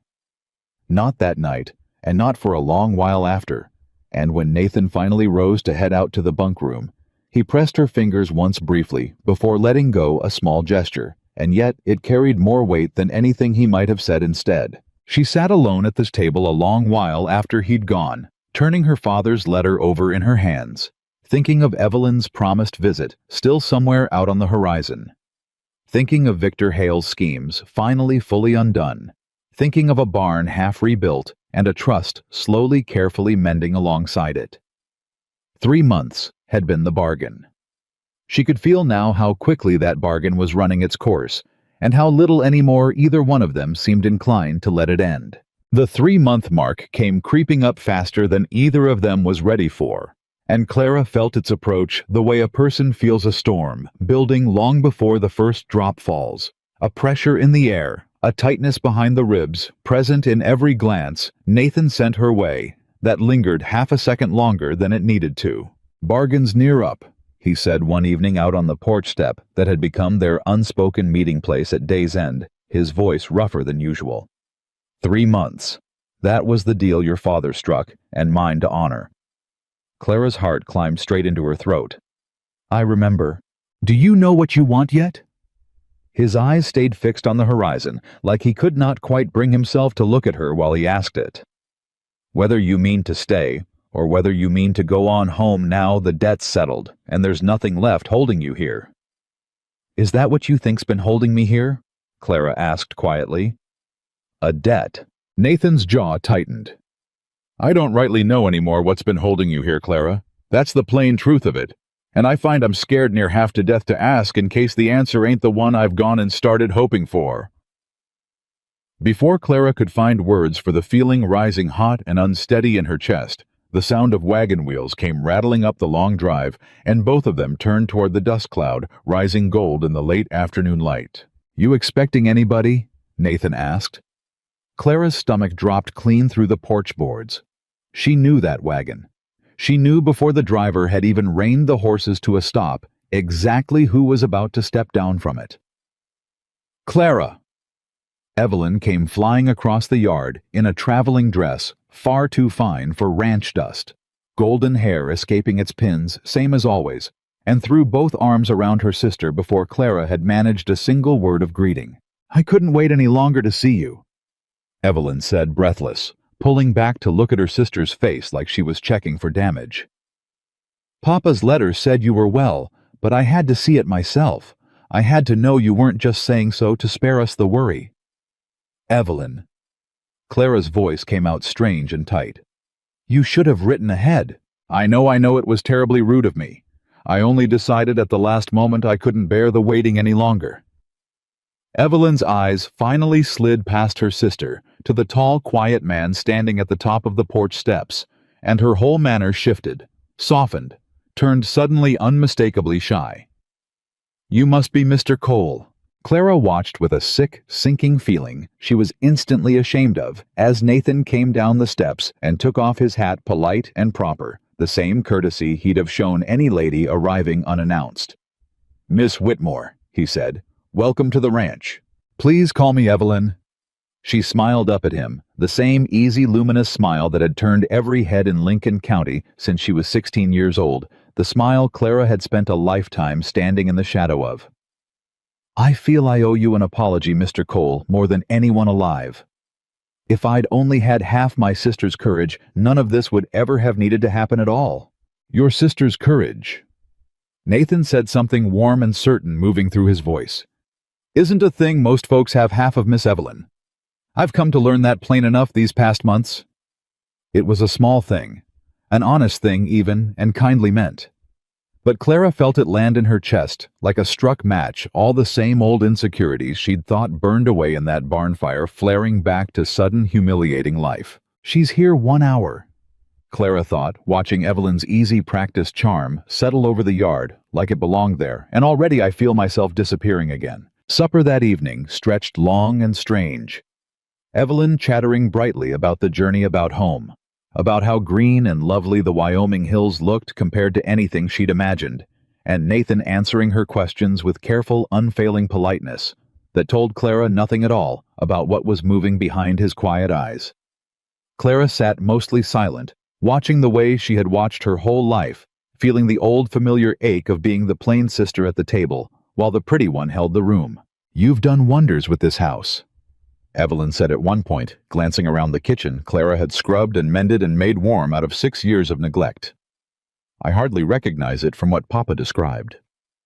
Clara's doing? Nathan said simply. All of it. Of course it is. Something flickered across Evelyn's face, not quite envy, not quite admiration, some tangled cousin of both. She was always the capable one. I used to think that made her lucky, you know. Never having to worry whether people wanted her for anything beyond what she could do. Evelyn's voice wavered just slightly. I understand now that isn't luck at all. That's just a different, quieter kind of loneliness. Clara looked up sharply, startled by the honesty of it, but Evelyn had already turned her attention back to her plate, and the moment passed before Clara could decide what to make of it. Later, after the dishes were cleared, and Nathan had excused himself to check the horses one last time before turning in. Evelyn caught Clara alone in the kitchen, and the easy brightness she'd worn all evening finally cracked. "He's in love with you," Evelyn said quietly. "You know that, don't you?" Clara's hands stilled on the drying cloth. "You don't know anything about it. I know how a man looks at a woman he's fallen for, Clara. I've had plenty enough men look at me that way to recognize it when I see it aimed somewhere else." Evelyn's eyes were bright, unreadable. "He hardly glanced my way all evening, not once, not even when I tried well. Never mind what I tried. It doesn't matter. What matters is that man only has eyes for you, and I came 600 miles half expecting to feel jealous of that, and instead, I mostly just feel ashamed." "Ashamed of what?" "Of leaving you to carry a burden that should have been mine." Evelyn's voice cracked. "I ran from this life because I was afraid of it. Clara and you walked straight into it instead, and now I'm standing in a home you built with your own 2 hands. Watching a good man love you, the way I always dreamed some man might love me. And all I can think is that I never deserved a chance I was too frightened to take, and you never got a chance you deserved twice over." Clara set down the drying cloth, something in her chest loosening for the first time since her sister's wagon had come rattling up the drive. "I was angry at you for a long while," she admitted quietly. "Angrier than I let myself say, even to myself. But I'm not angry anymore, Evelyn. This life found me because you couldn't take it. I wouldn't trade it now for anything, not even to spare myself all the fear that came along with it." The sisters stood together in the lamplit kitchen, a long moment, something old and wounded between them, finally gently beginning to mend. It was only later that night, lying awake with Evelyn asleep in the spare room down the hall, that Clara let herself think again about the words Nathan had spoken on the porch, before Evelyn's wagon interrupted them. "Do you know what you want yet?" 3 months near up. Whatever it was he'd been building toward asking her, Evelyn's sudden arrival had swallowed the moment whole, and Clara lay in the dark, now wondering with an ache that felt disproportionately sharp whether that moment would come again, or whether, having finally seen Evelyn in the flesh, Nathan might find himself reconsidering exactly which Whitmore sister he'd meant to build a life with all along. It was a foolish, unworthy fear. She knew that even as she felt it. But old wounds did not heal simply because a person willed them to, and Clara had spent too many years standing in her sister's shadow to trust fully that any man's affection could survive Evelyn standing in the same room. She did not sleep well that night. The next morning brought the fear to a head faster than she expected. She came out to the yard to find Nathan and Evelyn standing close together near the mended fence line. Evelyn's hand resting lightly on his forearm, her head tilted up toward him with an expression Clara could not read from this distance, and something cold and sick dropped straight through her stomach. She did not go closer. She stood frozen at the edge of the porch, watching, feeling every old insecurity rise up at once, screaming that she had always known this would happen, that she had always been the one left standing at a distance while someone prettier, easier, more naturally beloved claimed whatever she had almost dared to want for herself. It was Nathan who noticed her first. He stepped back from Evelyn immediately, something almost guilty crossing his face, and that guilt, more than anything else, was what finally cracked Clara's careful composure wide open. "Clara, don't." Her voice came out thinner than she wanted it to. "Whatever you're about to say, don't trouble yourself explaining it. It ain't what it looked like." "I didn't say it looked like anything." But her voice shook on the lie, and Nathan's eyes narrowed, reading straight through her, the way he'd learned to do these past months. "Yes, you did," he said low. "You said it with your whole face just now, plain as anything, and I aim to set it right before you go on believing something that isn't true for one more minute." Evelyn, to her credit, stepped forward quickly, cheeks flushed with mortification. "Clara, I was only asking his advice about a man back home. If you must know, a Mr. Perkins who's been courting me since before I left, and I've been too great a coward to answer him honestly, one way or the other. Same as I was too great a coward to come out here in the first place. I asked Mr. Cole how a body finds the courage to choose bravely instead of safely. That's all it was. I swear it on Mama's own Bible." Clara stood very still. humiliation creeping hot up her neck as the true shape of the moment settled into place, so far from the fear she'd built it into in her own mind. "I'm sorry," she said finally quietly. "I shouldn't have assumed." "You've got nothing to apologize for." Nathan cut in, crossing the yard toward her in a few long strides, his voice rough with something that sounded unmistakably like urgency. "Not one thing, Clara. If anything, I owe you the apology for not saying plain enough, long before now, exactly where my heart settled itself, so there'd never be room for a moment's doubt in the first place." He stopped in front of her close enough that Clara had to tip her head back to hold his eyes close enough that she could see her own reflection caught small and startled in the dark of them. "I don't want 3 months," Nathan said. "I don't want a bargain or a deadline or a debt paid off proper and settled. I want you, Clara. Whitmore, however this arrangement started out, however crooked the road that brought you here. You don't have to stay because your family needed saving. You don't have to stay because you feel you owe me for taking you in when your sister couldn't come. I'm asking you to stay because I love you, plain and simple, and because this ranch, this house, this whole blessed life out here, none of it means half what it used to before you walked into it. Stay because you choose me, same as I'm choosing you right here in front of God and your own sister and anybody else who cares to hear it." Clara felt tears rise hot and sudden and did not try to stop them this time. "Nobody's ever asked me what I wanted before," she whispered. "Not once in my whole life. Everything I've ever done has been because somebody needed it done, and I did it because that was my place, because that was who I was to everyone who ever mattered to me. I'm asking now," Nathan said low and steady, his hand rising to cradle her face, rough thumb brushing away a tear before it could fall. "What do you want, Clara? Not what's owed, not what's needed. What do you want?"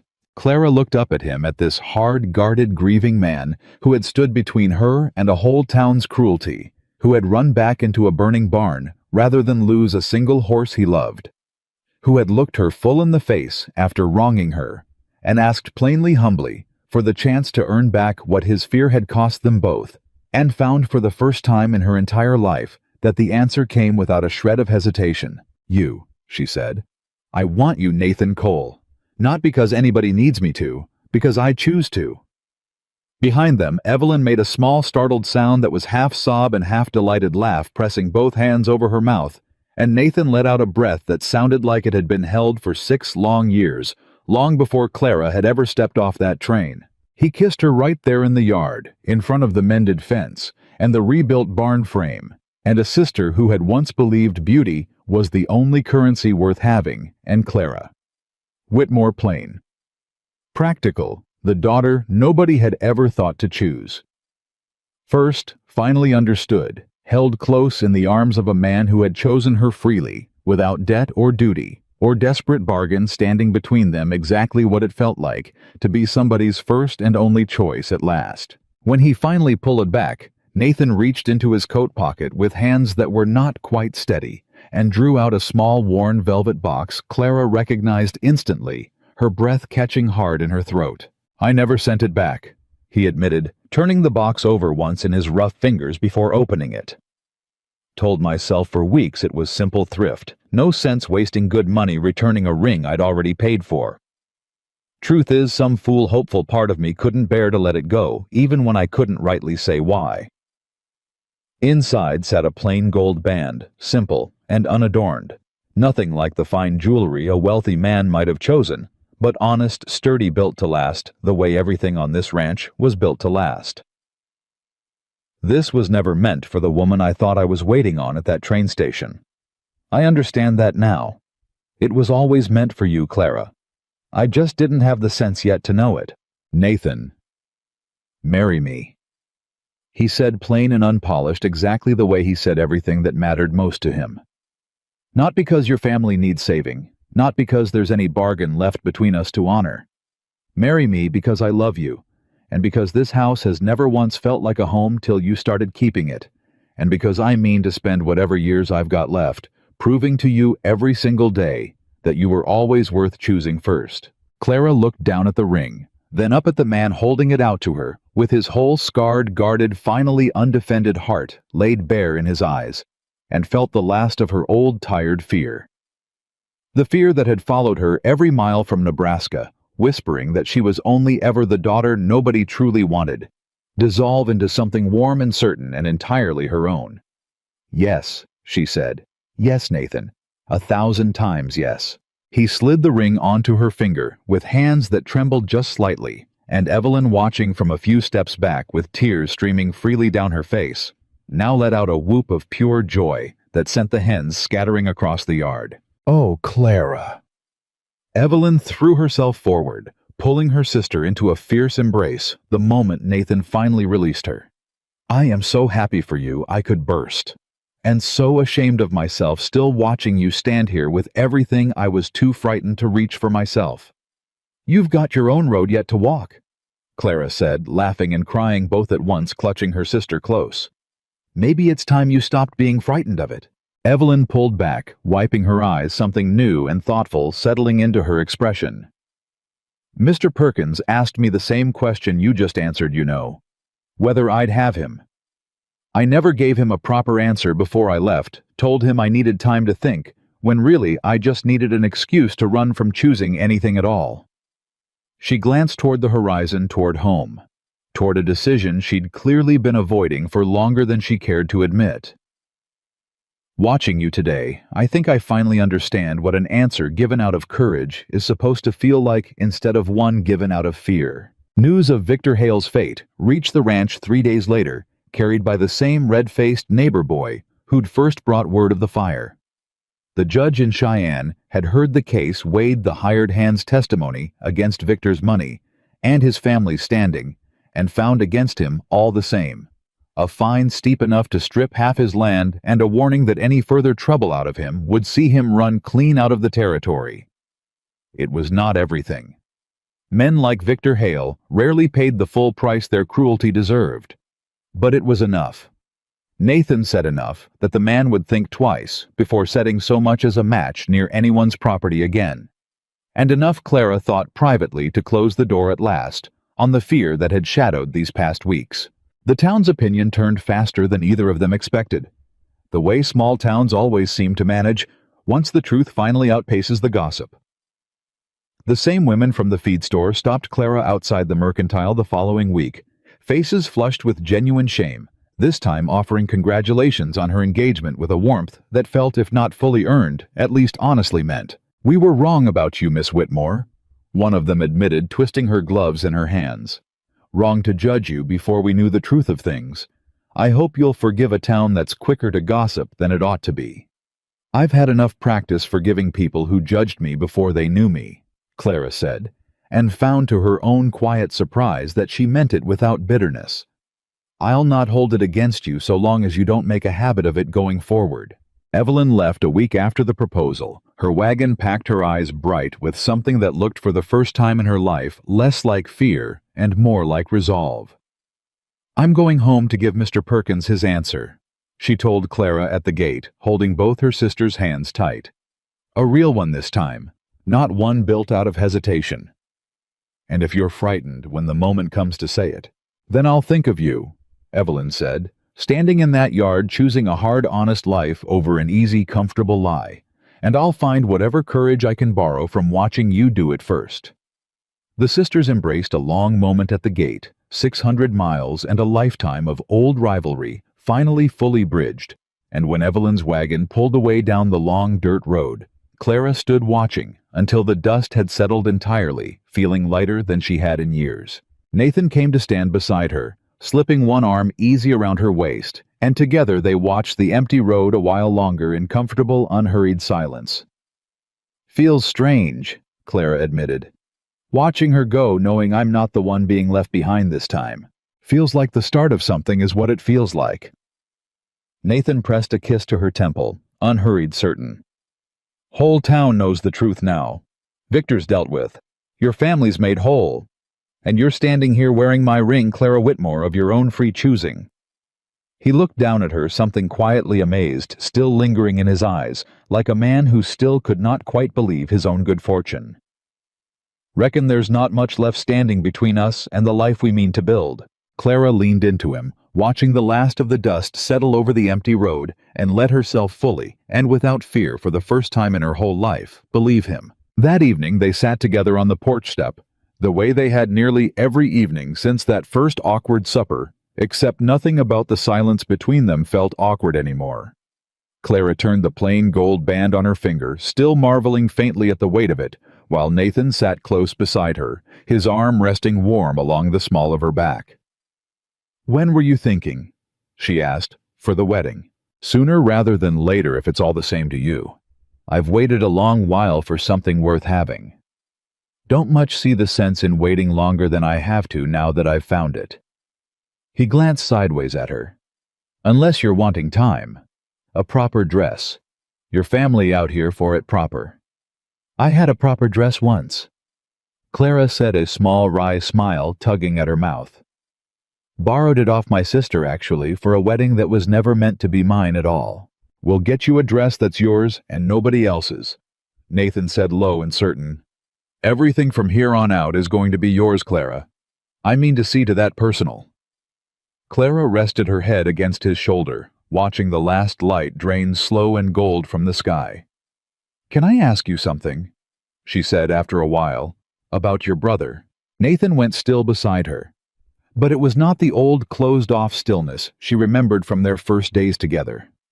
It was something softer now, a man willing finally to open a door he'd kept bolted shut for years. "Ask it." "Do you think he'd have liked me?"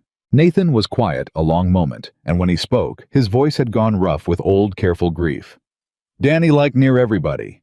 Easiest man I ever knew to get along with.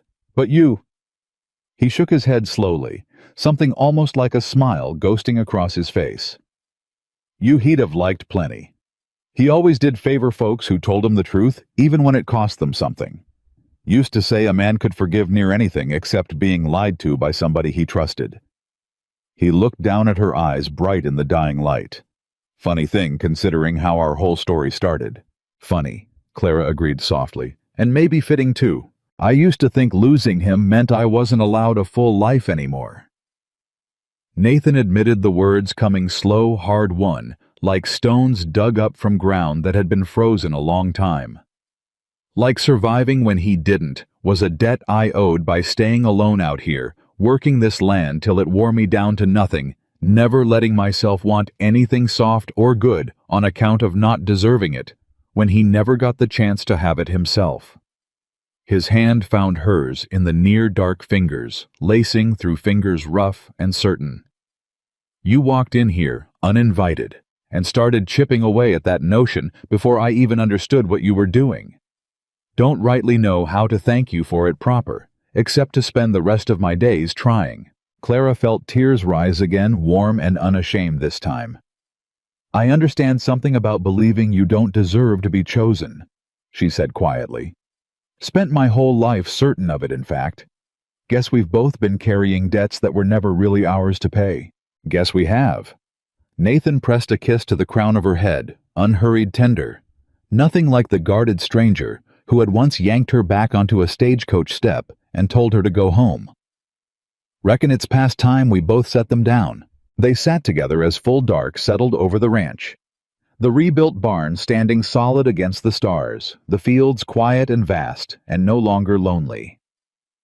Two people who had each arrived at this porch carrying more grief and doubt than either had let the other see at first, and who had somewhere between a lie confessed on a train platform and a fire that nearly took everything found in each other, exactly the kind of home neither one had believed they were allowed to want. Clara did not know yet what shape their wedding day would take, or how soon it would come, or what still waited on the road ahead for two people building a life out of hard-won trust instead of easy comfort. She knew only that for the first time in her whole life, sitting here with Nathan Cole's steady hand wrapped around hers, under a sky full of more stars than Nebraska had ever shown her, she was exactly entirely where she was meant to be. Later, long after the lamp had been carried inside and the porch had gone quiet, Clara lingered a moment at the mended fence line alone, looking out over land that had nearly burned to ruin and now stood rebuilt sturdier for having survived the fire at all.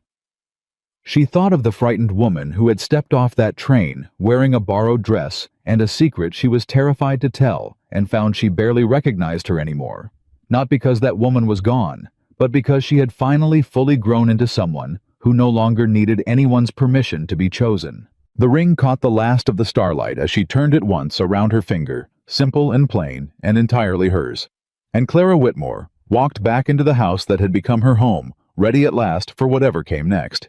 The night before the wedding, Clara found Nathan out by the rebuilt barn long after he should have turned in, standing alone in the dark with his hat pushed back and his shoulders carrying a weight she recognized instantly because she had seen it on him once before, that very first night on the wagon ride out from Laramie.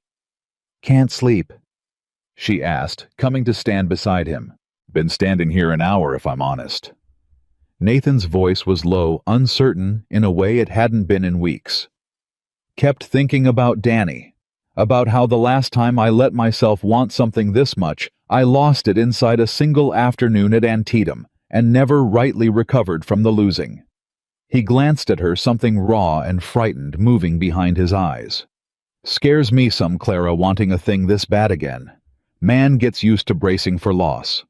Hard habit to break, even when the wanting's finally worth the risk." Clara took his hand, lacing her fingers through his the way he'd taught her, without either of them quite noticing when it had become second nature. "I understand that fear better than you might think," she said. "I spent so many years telling myself not to want things, because wanting and not getting hurt worse than never wanting at all. But I'll tell you what I've learned out here. Nathan Cole, in this house, you built out of grief and taught yourself to love again in spite of it." She squeezed his hand. "The wanting isn't the dangerous part. Refusing to want out of fear of losing it, that's the part that costs you the whole of your life, one careful guarded day at a time. I don't aim to live that way anymore. I'm hoping you don't either." Nathan was quiet a long moment, looking down at their joined hands in the dark. "No," he said finally, something settling and easing in his voice. "Reckon I don't." He kissed her softly right there by the barn that had nearly burned everything to the ground, and now stood rebuilt sturdier for the fire it had survived, and Clara felt the last of his hesitation dissolve into something steady and sure. "Go on to bed," she said, laughing despite the tears standing bright in her eyes. "Bad luck seeing the bride the night before, or hadn't you heard?" "Didn't figure luck had much left to do with us," Nathan said, "seeing as we've already survived the worst it had to offer." But he went hat in hand, pausing once at the bunk room door to look back at her with an expression that told Clara plainly he meant to hold on to every word she'd just given him. Morning of the wedding brought its own small crisis. Dark clouds building fast over the western ridge, just as Clara's mother finished pinning the last of her hair. "Rain's coming," Ruth fretted, peering out the window with a mother's practiced worry. "Whole ceremony's meant to be held right out in that yard, Clara. And if it storms—" "It won't storm," Clara said, though she could hear the wind picking up, already rattling the shutters, and felt her own stomach twist with nerves that had nothing to do with the weather at all. It was Nathan who solved it, appearing at the door, not 10 minutes later, with sawdust still clinging to his good shirt, looking equal parts sheepish and pleased with himself. "Moved the whole thing into the new barn," he announced. "Boys and I cleared it out and strung it with every lantern we own while you ladies were still fussing over hairpins. Figured a barn that survived a fire's got as much right hosting a wedding as any open yard does." Clara laughed, despite the tears that sprang up hot and sudden. "You rebuilt that barn with your own 2 hands. Now you're getting married in it. Seemed fitting," Nathan said. "Man ought to get married someplace that's already proven it can survive the worst and come out standing stronger." The storm broke 20 minutes into the ceremony, rain drumming hard against the new roof overhead, and not a single guest so much as glanced toward the door. If anything, the sound of it seemed to draw the small crowd closer together beneath the lantern light, as though the whole territory understood, without needing to be told, that this particular marriage had always been forged in exactly this kind of weather. The wedding came 2 days later. Small and plain, the way Nathan had wanted, it held right there in the yard, under a sky scrubbed clean and blue by an early autumn wind. Clara's family had traveled the 600 miles for it. her mother weeping openly through the whole short ceremony. Her father standing straighter than Clara had seen him stand in years, some old guilt finally visibly lifting off his shoulders at the sight of his daughter radiant and certain in a dress that was entirely, finally, her own. Evelyn stood beside her matron of honor now, instead of the bride who never came. Her own left hand carrying a plain silver band that had arrived on her finger only weeks before. Courtesy of a Mr. Perkins, who Evelyn had written with unmistakable joy, had turned out to be a far braver and steadier choice than she'd ever given him credit for, back when fear had been doing all her deciding for her. Half the town turned out too. The same women who had once whispered cruel things behind the shelves at the mercantile now sitting quiet and moved in their Sunday best, watching a woman they had once condemned stand up and be chosen fully and publicly by a man the whole territory knew for plain, unshakable honesty. When the preacher asked if any man objected to the union, a long, charged silence stretched over the yard, the kind Clara half expected, given how this whole story had started with an objection. Nobody voiced until it was almost too late. Nobody spoke. Nathan reached for her hand instead, steady and certain, and said his vows in a voice that did not waver. Once, not even on the parts about better or worse, sickness or health words that Clara understood now, better than she ever had before that moment, were not empty promises but hard-won ones, forged in fire and doubt and honesty, enough to survive both.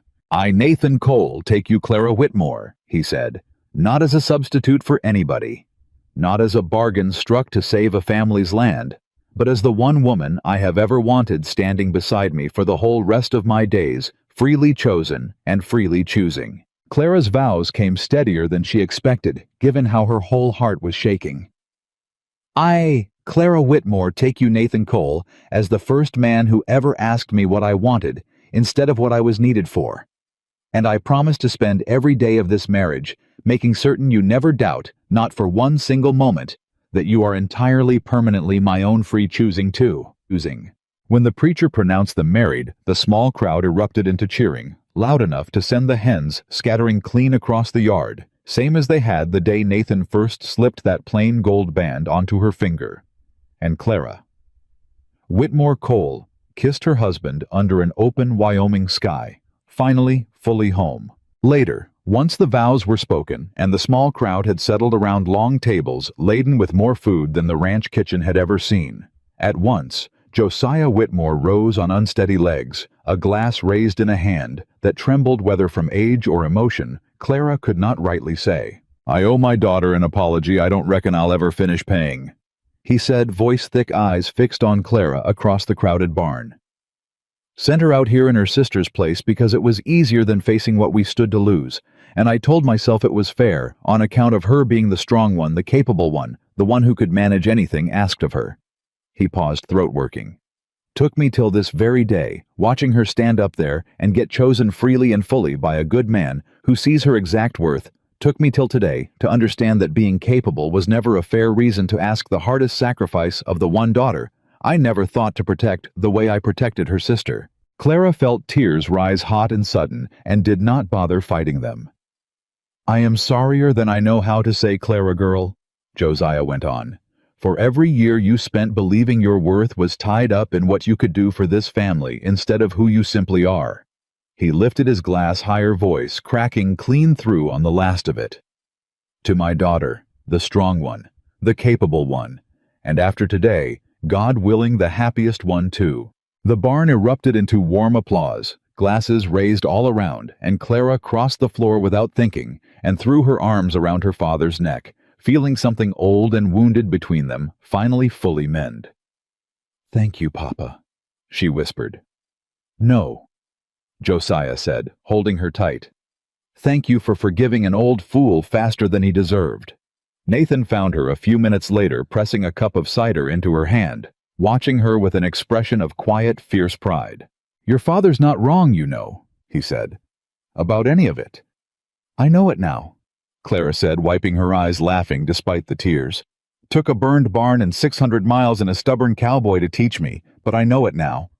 It was near the end of the celebration, guests still laughing and eating despite the rain hammering steady on the roof, when the barn door creaked open and a familiar, unwelcome figure stepped in out of the storm. Victor Hale stood dripping in the doorway, hat in hand, looking thinner and older than he had any right to look after only a season's worth of ruin.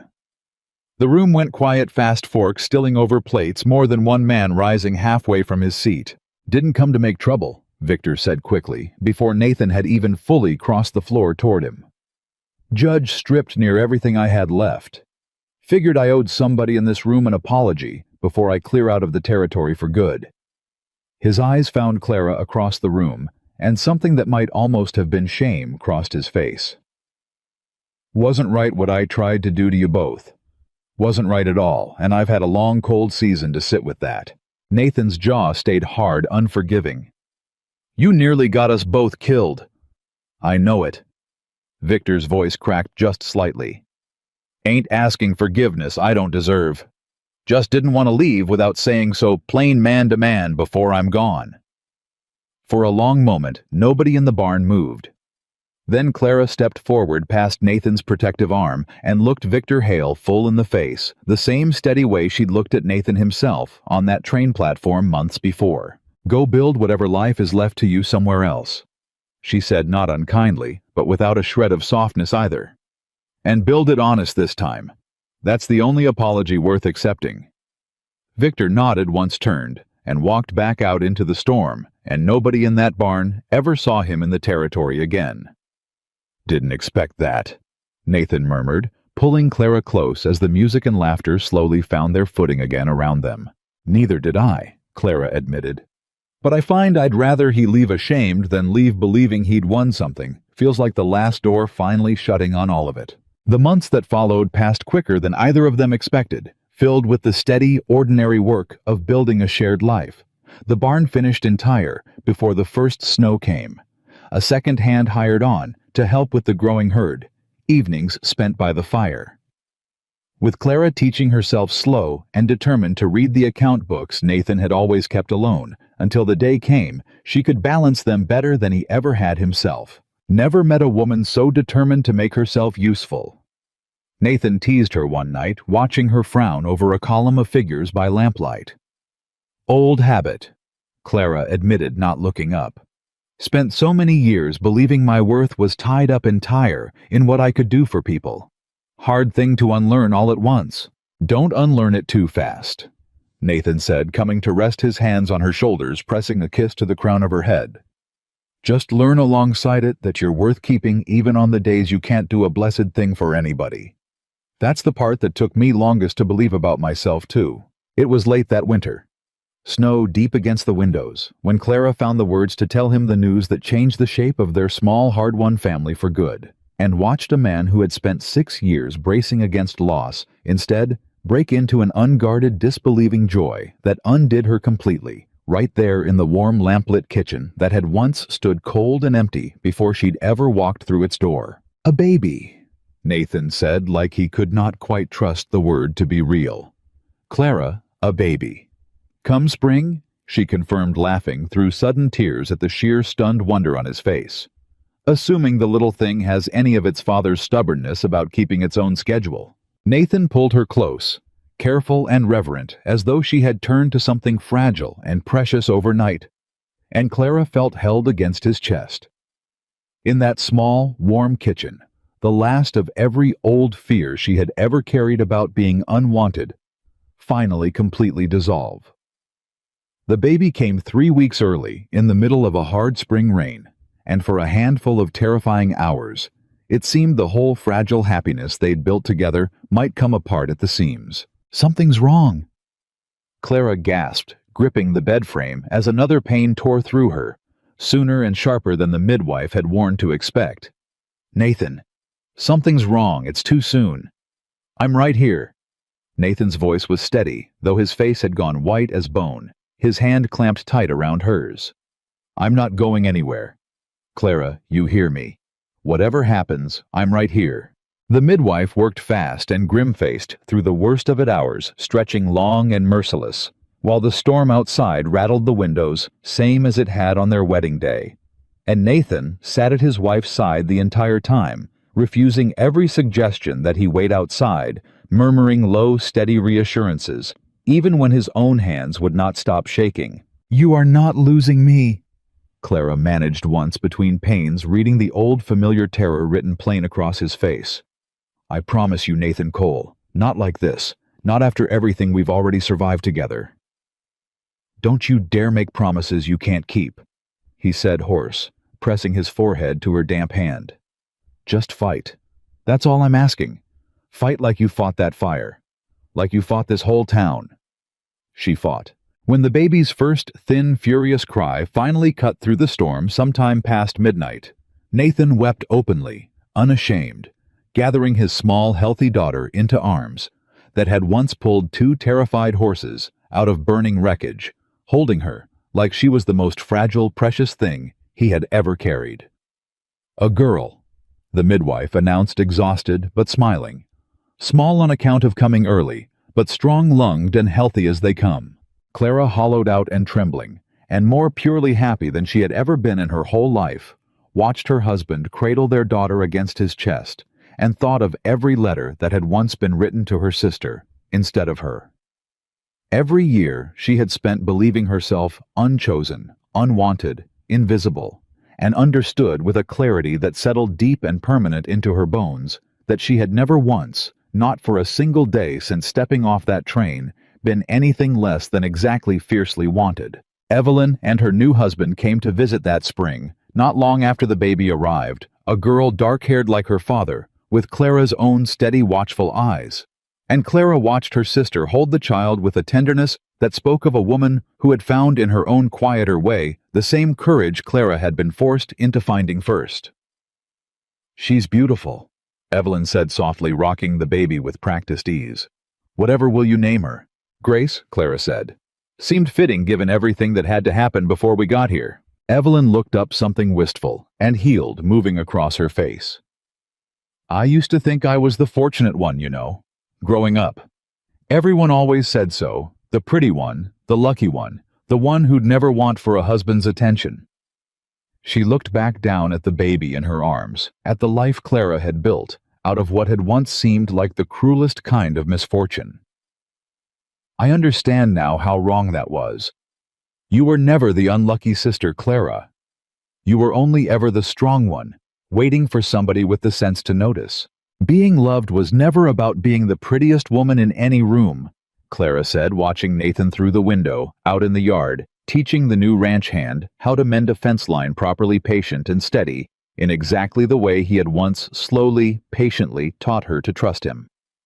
"It's about becoming somebody worth loving, and then having the courage to let yourself be found." Evelyn smiled, soft and genuine, free at last of the old rivalry that had shadowed both their girlhoods.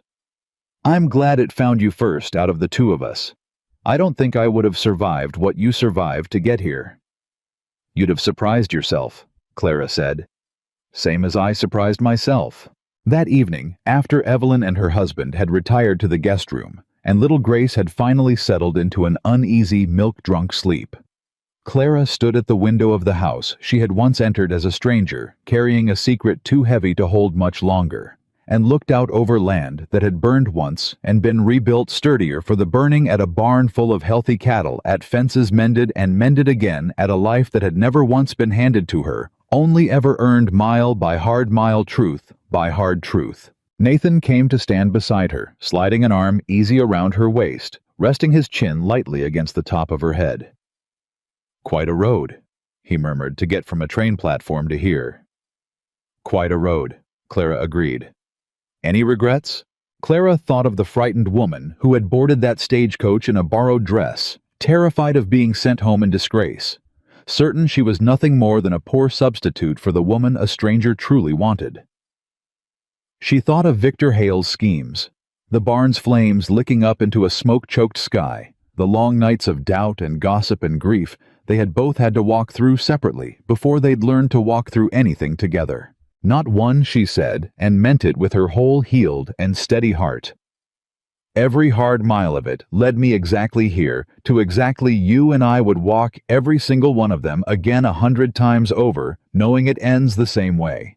Nathan turned her gently to face him, tucking a loose strand of hair behind her ear with the same rough, careful tenderness he'd shown her from nearly the very first week back when trust between them had still felt like something fragile enough to shatter with a single wrong word.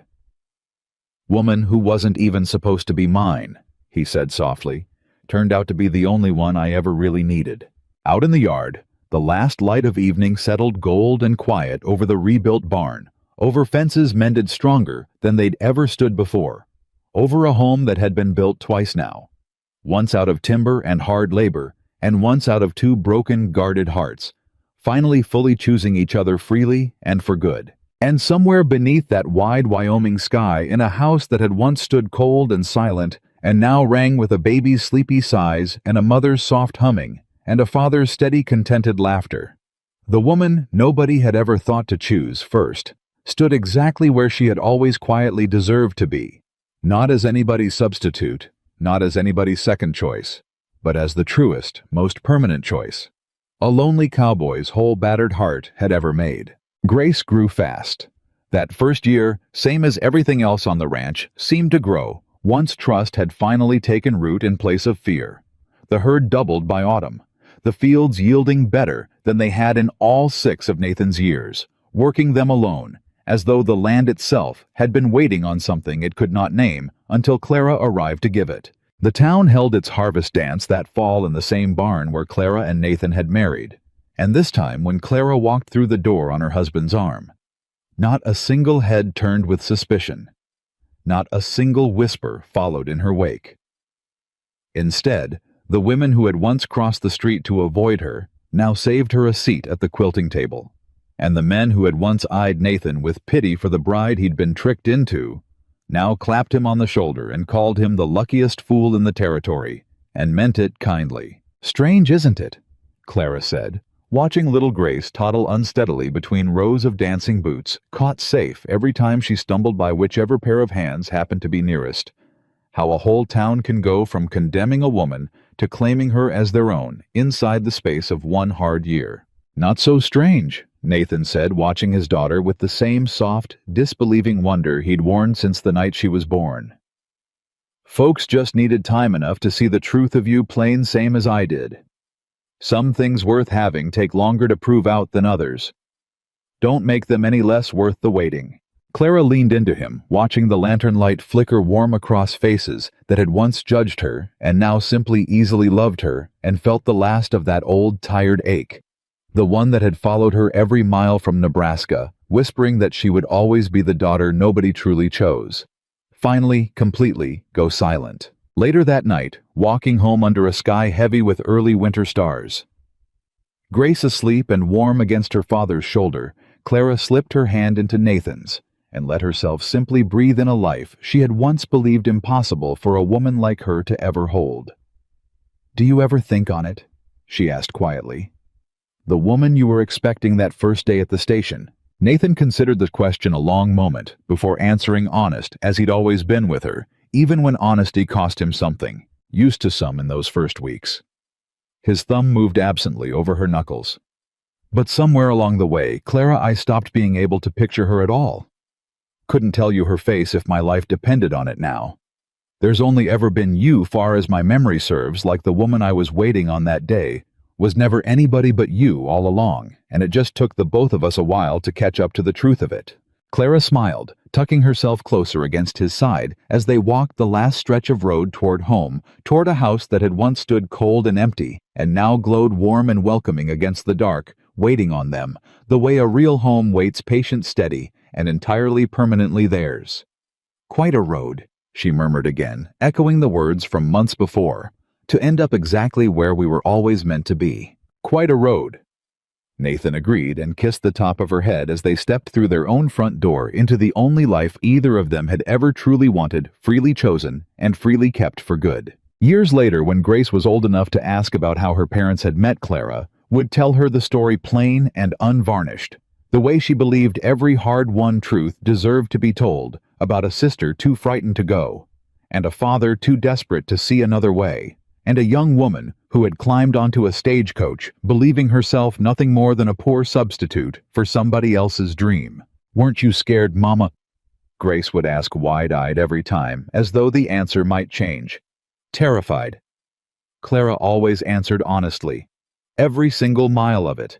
Then how'd you do it? Because sometimes, Clara would say, smoothing her daughter's dark hair back from her face, the bravest thing a person can do isn't refusing to be afraid. It's walking forward anyway, telling the truth, even when a lie would be easier, and trusting that the right kind of love will recognize you plain exactly as you are once you finally stop hiding from it. And every time she told it, Nathan would be somewhere nearby, listening. And every time without fail, he would catch her eye across the room, with the same steady, certain look he'd worn the day he finally understood that the woman standing in front of him had never once been a mistake at all.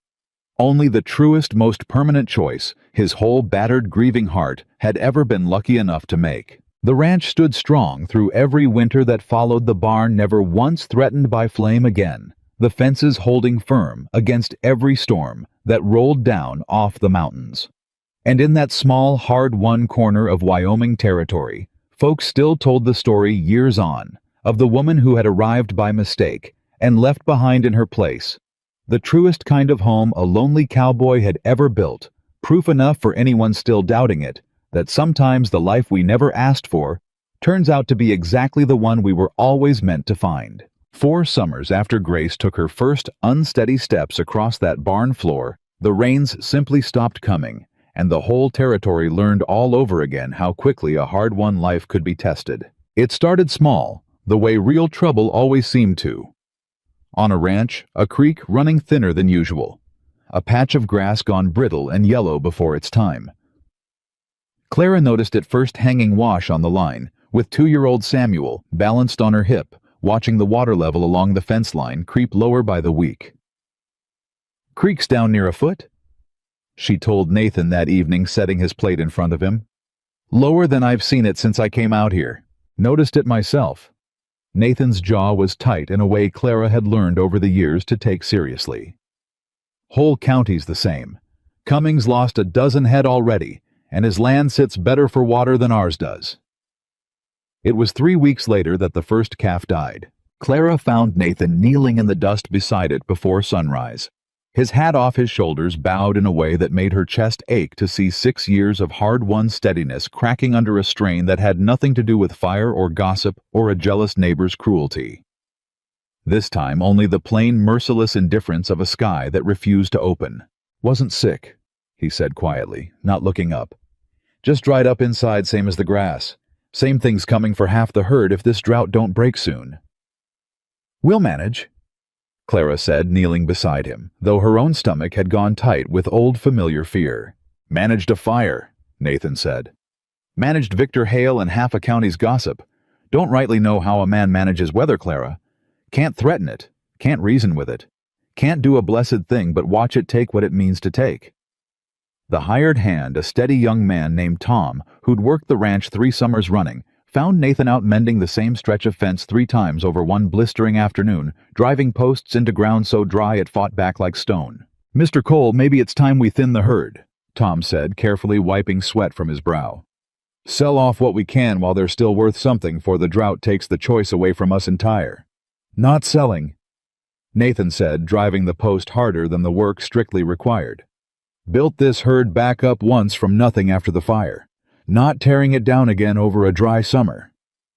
"Ain't tearing it down, sir. Just being smart about what we can't control." "I said no, Tom." Clara, arriving with water for both men, caught the sharp edge in her husband's voice and recognized it instantly. Not anger at Tom, but the same old stubborn pride that had once kept Nathan sleeping alone in a bunk room, rather than admit he needed anybody's help at all. "He's not wrong, Nathan," she said quietly, once Tom had retreated to give them privacy.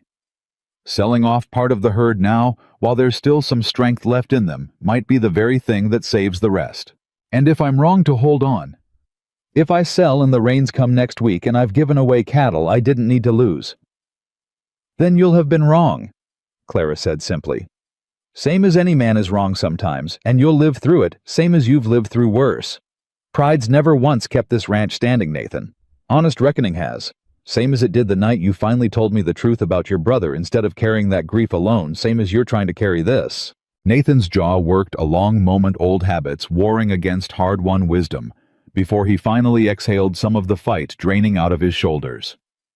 "All right," he said. "We sell what we can spare.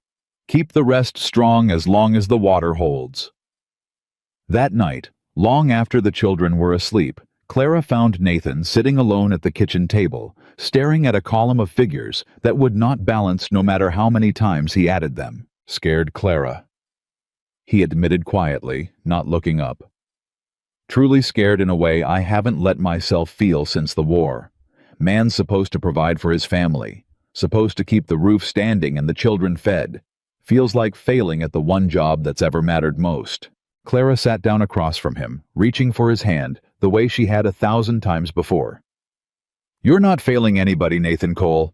A drought isn't a verdict on a man's worth. It's just weather, same as you told me yourself not 2 weeks past. Easy to say. Harder to believe some nights. Then believe this instead," Clara said, steady and sure. "We have survived a fire that could have taken everything. We have survived a whole town's cruelty. We built 2 children and buried none. Whatever this drought takes, it will not take us, because we've already proven more times than most folks ever have to, that we know how to rebuild from nothing better than anybody in this territory." Nathan looked up at her, then something easing behind his tired eyes, and squeezed her hand tight enough to ache. By late summer, 1/3 of the herd was gone anyway, sold or lost, both, and the bank letter arrived on a Tuesday, not unlike the one that had upended Clara's whole life 6 years before, except this time it was her own name printed beside Nathan's on the notice, her own hard-built home threatened by numbers written cold and final across a page. 90 days. Nathan read a loud voice, flat with barely controlled fury. "To bring the note current or the bank forecloses on the whole property." He set the letter down like it had scorched his fingers. 6 years of building this back up from nothing, and it comes down to 90 days and a dry summer. Clara felt the old ghost of that Nebraska kitchen rise up sharp and sudden. Her father's shaking hands around a different bank draft, a different debt, a different family's whole future balanced on money nobody had. She had sworn riding west all those years ago that she would never again let circumstance make a choice that ought to belong to her. "We're not losing this ranch," she said, steel entering her voice. "Not to drought and not to any bank." "How do you propose we stop it?" Nathan said, rougher than he meant to exhaustion and fear sharpening every word. "Pray the sky open, sell off what's left of the herd for pennies and still come up short. We ask for help." Nathan's head came up sharp. "I don't ask for help, Clara. Never have." "I know it," Clara said, meeting his eyes without flinching the same way she had that very first day on the platform. "And I understand why better than most. But pride's a luxury, Nathan, same as fear is, and I did not survive a burning barn and a whole town's cruelty just to watch you let pride cost us the home we built together." Nathan stared at her a long moment. Old wounds warring plain across his face. The soldier who had buried too many men to trust in anyone's rescue again. The rancher who had built this whole life alone, rather than risk depending on somebody who might let him down. "All right," he said finally, quiet and raw. "All right. Ask then. See where it gets us." It got them further than either of them expected. Word spread through Laramie inside a week. Not the old cruel kind of whispering that had once followed Clara through the mercantile, but something altogether different, warmer born of 6 years, watching a woman prove her character through fire and gossip, and now drought besides. The first wagon came up the drive on a Saturday morning, loaded with feed Clara had not asked for, and could not afford to pay back. "Figured you could use it," said the farmer's wife, climbing down one of the very women who had once whispered cruel things behind the mercantile shelves, her face open now, with none of that old suspicion left in it. "Whole town remembers the fire, Mrs. Cole. Remembers how you two stood together through it, and how you never once turned away from the truth of things, even when the truth cost you plenty. Figured it was past time this town returned the favor." More wagons came through that same week, feed borrowed hands to help dig a second well. Even Josiah Whitmore himself arriving unannounced from Nebraska with a bank draft he pressed into Clara's hands before she could refuse it. Your mother and I have managed fine these past years, he said, cutting off her protest before it fully formed. Farms paid clear on account of the very sacrifice you made to save it. Let an old man finally pay a debt that was always more his than yours to carry. Clara wept right there in the yard, overwhelmed by a kindness she had spent so many years believing she would never be worthy enough to receive. A letter arrived from Evelyn not 2 days later, a second bank draft folded inside it, smaller than their father's, but given Clara understood reading her sister's careful hand, with just as much love behind it. Cannot bear the thought of you struggling 600 miles away, while I sit comfortable and safe. The letter read, You gave up everything once, so this family might keep its home. Let your sister return the favor, however small a piece of it I'm able to manage. Mr. Perkins sends his regards and says to tell Nathan that any man brave enough to marry a Whitmore woman deserves every bit of help a body can spare him. Even Tom, the hired hand, showed up one evening with his own young wife in tow, the two of them carrying a basket heavy with preserves and dried goods from their own modest larder. Ain't much, Tom said, looking almost embarrassed by the gesture. But you kept me on through 2 hard winters, when plenty of ranchers would have let me go, Mr. Cole. Figured it was past time I proved myself worth the keeping. Didn't keep you on out of charity, Tom, Nathan said, gripping the younger man's hand firm. Kept you on because you're good at the work and honest about your mistakes. Don't owe me a thing for either of those. Owe you anyway, Tom said simply, and set the basket down on the porch step regardless. Clara watched it all unfold over that hard, drought-stricken summer, neighbors and family and near strangers alike, each one arriving with whatever small piece of help they could spare, none of them keeping careful count of what was owed in return, and understood more fully than she ever had before that the home she and Nathan had built together had grown roots far wider and deeper than the fence lines marking their own land. But even with the town's help, even with her father's draft and her sister's letter, both folded safe in the strongbox, the drought showed no mercy, and it was a hard, relentless week in late August, with the last of the reserve water dwindling fast, that brought the true test bearing down on them both. The storm came without warning, the kind that broke a long drought all at once, and violently, not gentle rain, but a wall of black cloud rolling down off the mountains, trailing lightning, and a wind that near tore the barn doors clean off their hinges. Flash flood, Nathan shouted over the wind already running for his horse. Creek beds dry as bone. Clara, it'll fill fast, and there's still a dozen head grazing down along the low pasture. I'm coming with you. Clara, it's too dangerous. So was that barn fire? She shot back, already swinging up onto her own mount. And you didn't manage that one alone either. Don't start now.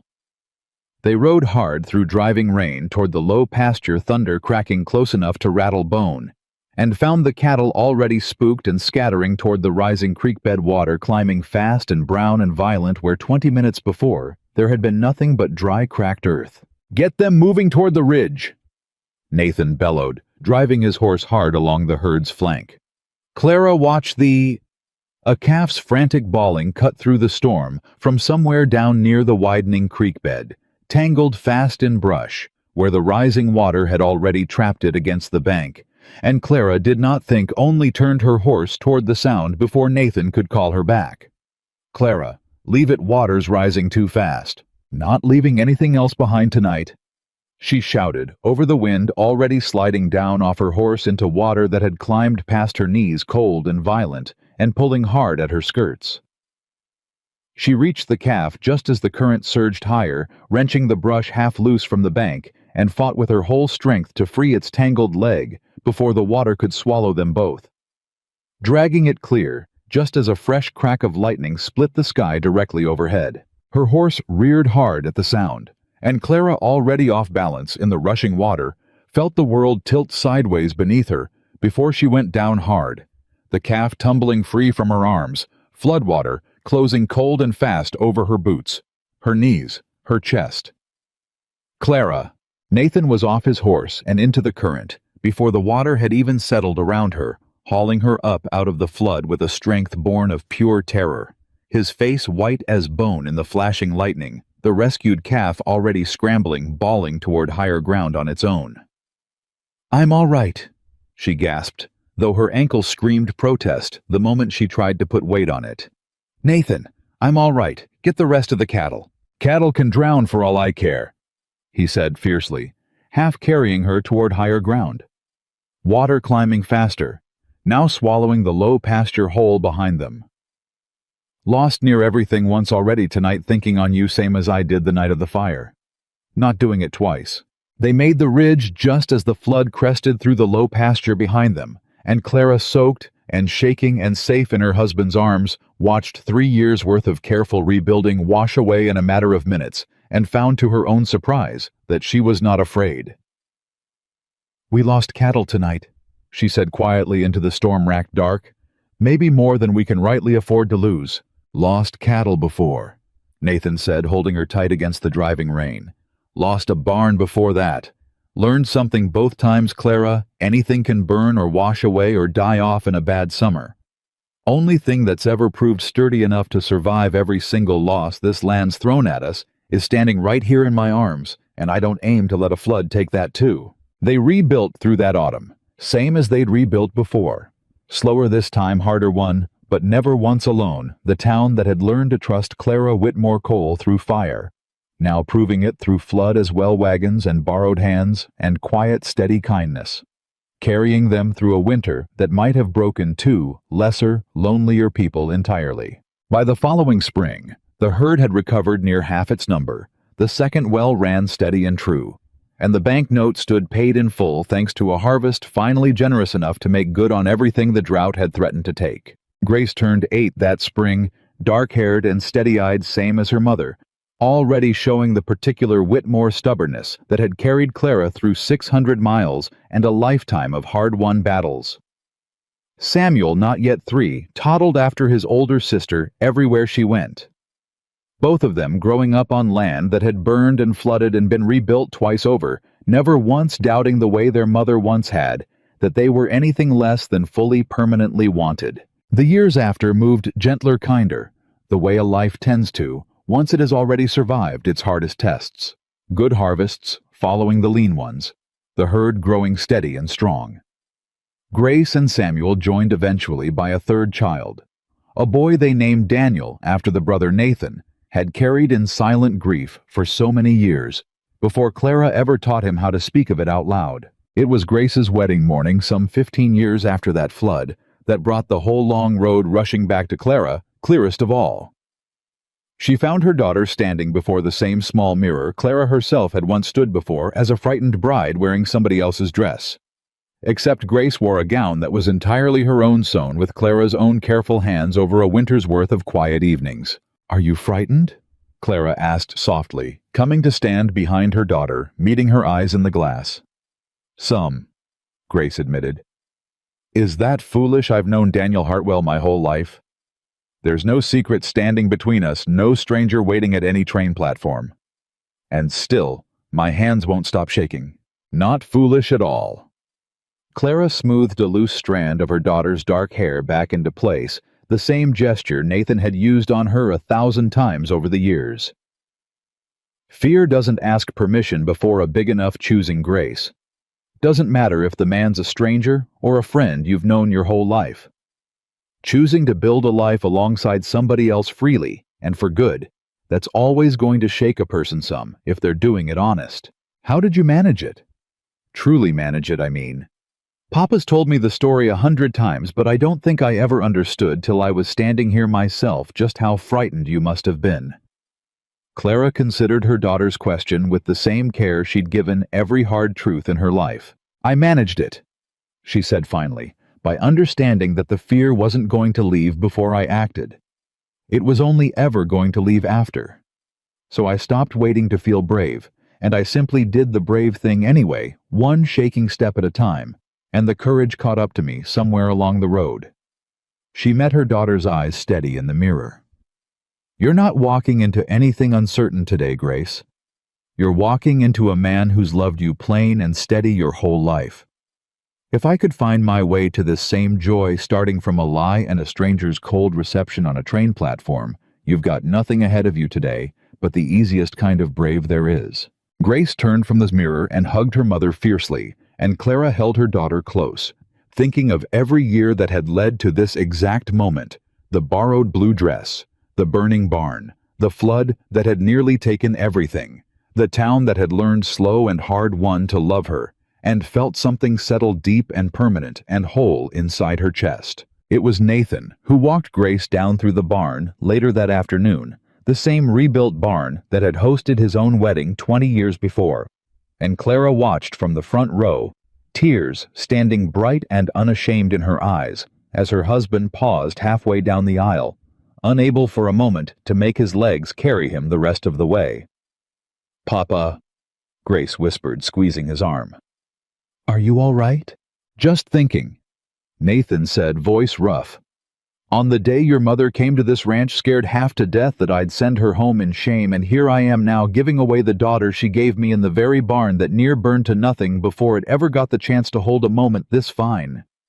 He pressed a kiss to Grace's temple, same gentle gesture Clara had worn 1,000 times over the years. "Your mother taught me most everything I know about choosing bravely, Grace.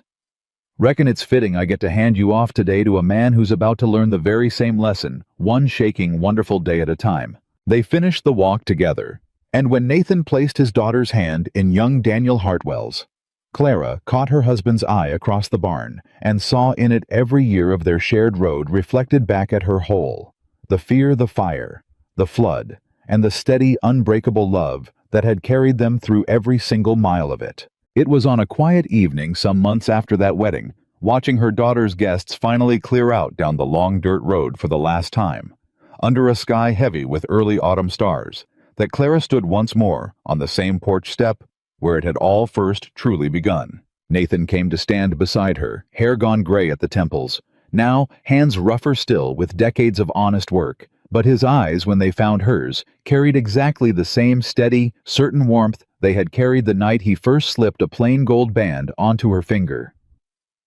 "Our girl's married now," he said, something wistful and proud moving through his voice. "Hard to believe, hard to believe any of it," Clara said softly. "The train platform, the fire, the flood. All of it led here to this exact porch, watching our own daughter start a whole life of her own." "Any regrets?" Nathan asked same question he'd asked her once before, all those years past. Looking back on the whole long road of it. Clara considered the question with the same honesty she'd given every hard truth of her life, and found the answer had only grown surer with every passing year. "Not one," she said. "Not the lie I never told, not the sister who couldn't go, not the fire, not the flood, not one single hard mile of it. Every bit of that road led me to exactly the life I was always meant to have, Nathan Cole, and I would not trade a single hardship for an easier path that led anywhere else." "Your father still writes, you know," Nathan said after a while, watching the last of the stars come out sharp and bright overhead. "Sent a letter just last month asking after the grandchildren. Man's near 70 now, and still can't quite believe the life you built out here from what he thought was ruin. He apologized to me again in that same letter." Clara said, a soft, forgiving smile touching her mouth. "Third or fourth time now. I've stopped counting. Some debts a person needs to keep paying down even after they've been long since forgiven, just to ease their own conscience." "And Evelyn, happy," Clara said, "truly happy from every letter she sends. 3 children of her own now, and a husband who adores her, and not one trace left of the frightened girl who couldn't bear to leave home all those years ago."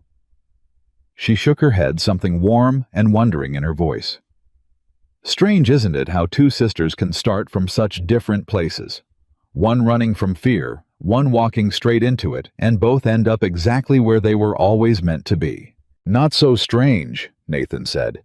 "Takes most folks their whole life to learn what you seem to understand the very day I met you on that platform. Being brave was never about not being afraid. It's about doing the right thing anyway, plain and steady, even when your knees are shaking the whole while." He reached into his coat pocket, an old familiar habit, and drew out a small object Clara recognized instantly, even in the dim porch light, the very first letter he'd ever written, worn soft and thin with age, folded and refolded 1,000 times over the years. Kept this the whole time, you know, never told you. Figured you'd think me foolish holding on to a letter I wrote for a woman who never came. Clara took the fragile paper carefully into her own hands, tracing the faded ink of a stranger's careful, hopeful handwriting. A man asking for a wife he never got, and receiving instead a woman he had never once expected, and could no longer imagine his life without. Not foolish, she said softly. I think it's the truest kind of proof there is that sometimes the life we plan for isn't half as good as the one that finds us, instead, once we're brave enough to let it. She handed the letter back, and Nathan tucked it away again close to his heart, the way he had for 30 years now, and pulled her close, the way he had 1,000 evenings before this one, and pressed a kiss to her temple, weathered and certain, and entirely permanently sure. Somewhere behind them, through the open window, Clara could hear Samuel and Daniel arguing good-naturedly over who would inherit the north pasture someday, and Grace's laughter carrying warm from the kitchen, where she'd stayed on to help her mother clear the last of the wedding dishes before heading home with her new husband. It was, Clara thought, exactly the kind of noise a house was always meant to hold. Not silence, not loneliness, but the full, unruly music of a family that had been built deliberately and honestly out of two people who once stood as strangers on a dusty train platform. Woman who wasn't even supposed to come, he murmured. Turned out to be the truest, most unshakable choice a lonely man's whole life ever handed him. And there on that same porch, where a frightened stranger had once stood clutching a borrowed traveling case, uncertain whether she would be sent home in shame or given even the smallest chance to prove her worth. Clara Whitmore Cole finally understood with a certainty nothing left in this world could ever again shake loose love that is chosen freely and tested honestly, and rebuilt again and again through every fire and flood a hard life can offer, does not merely survive. It endures whole, unbroken, and entirely permanently home.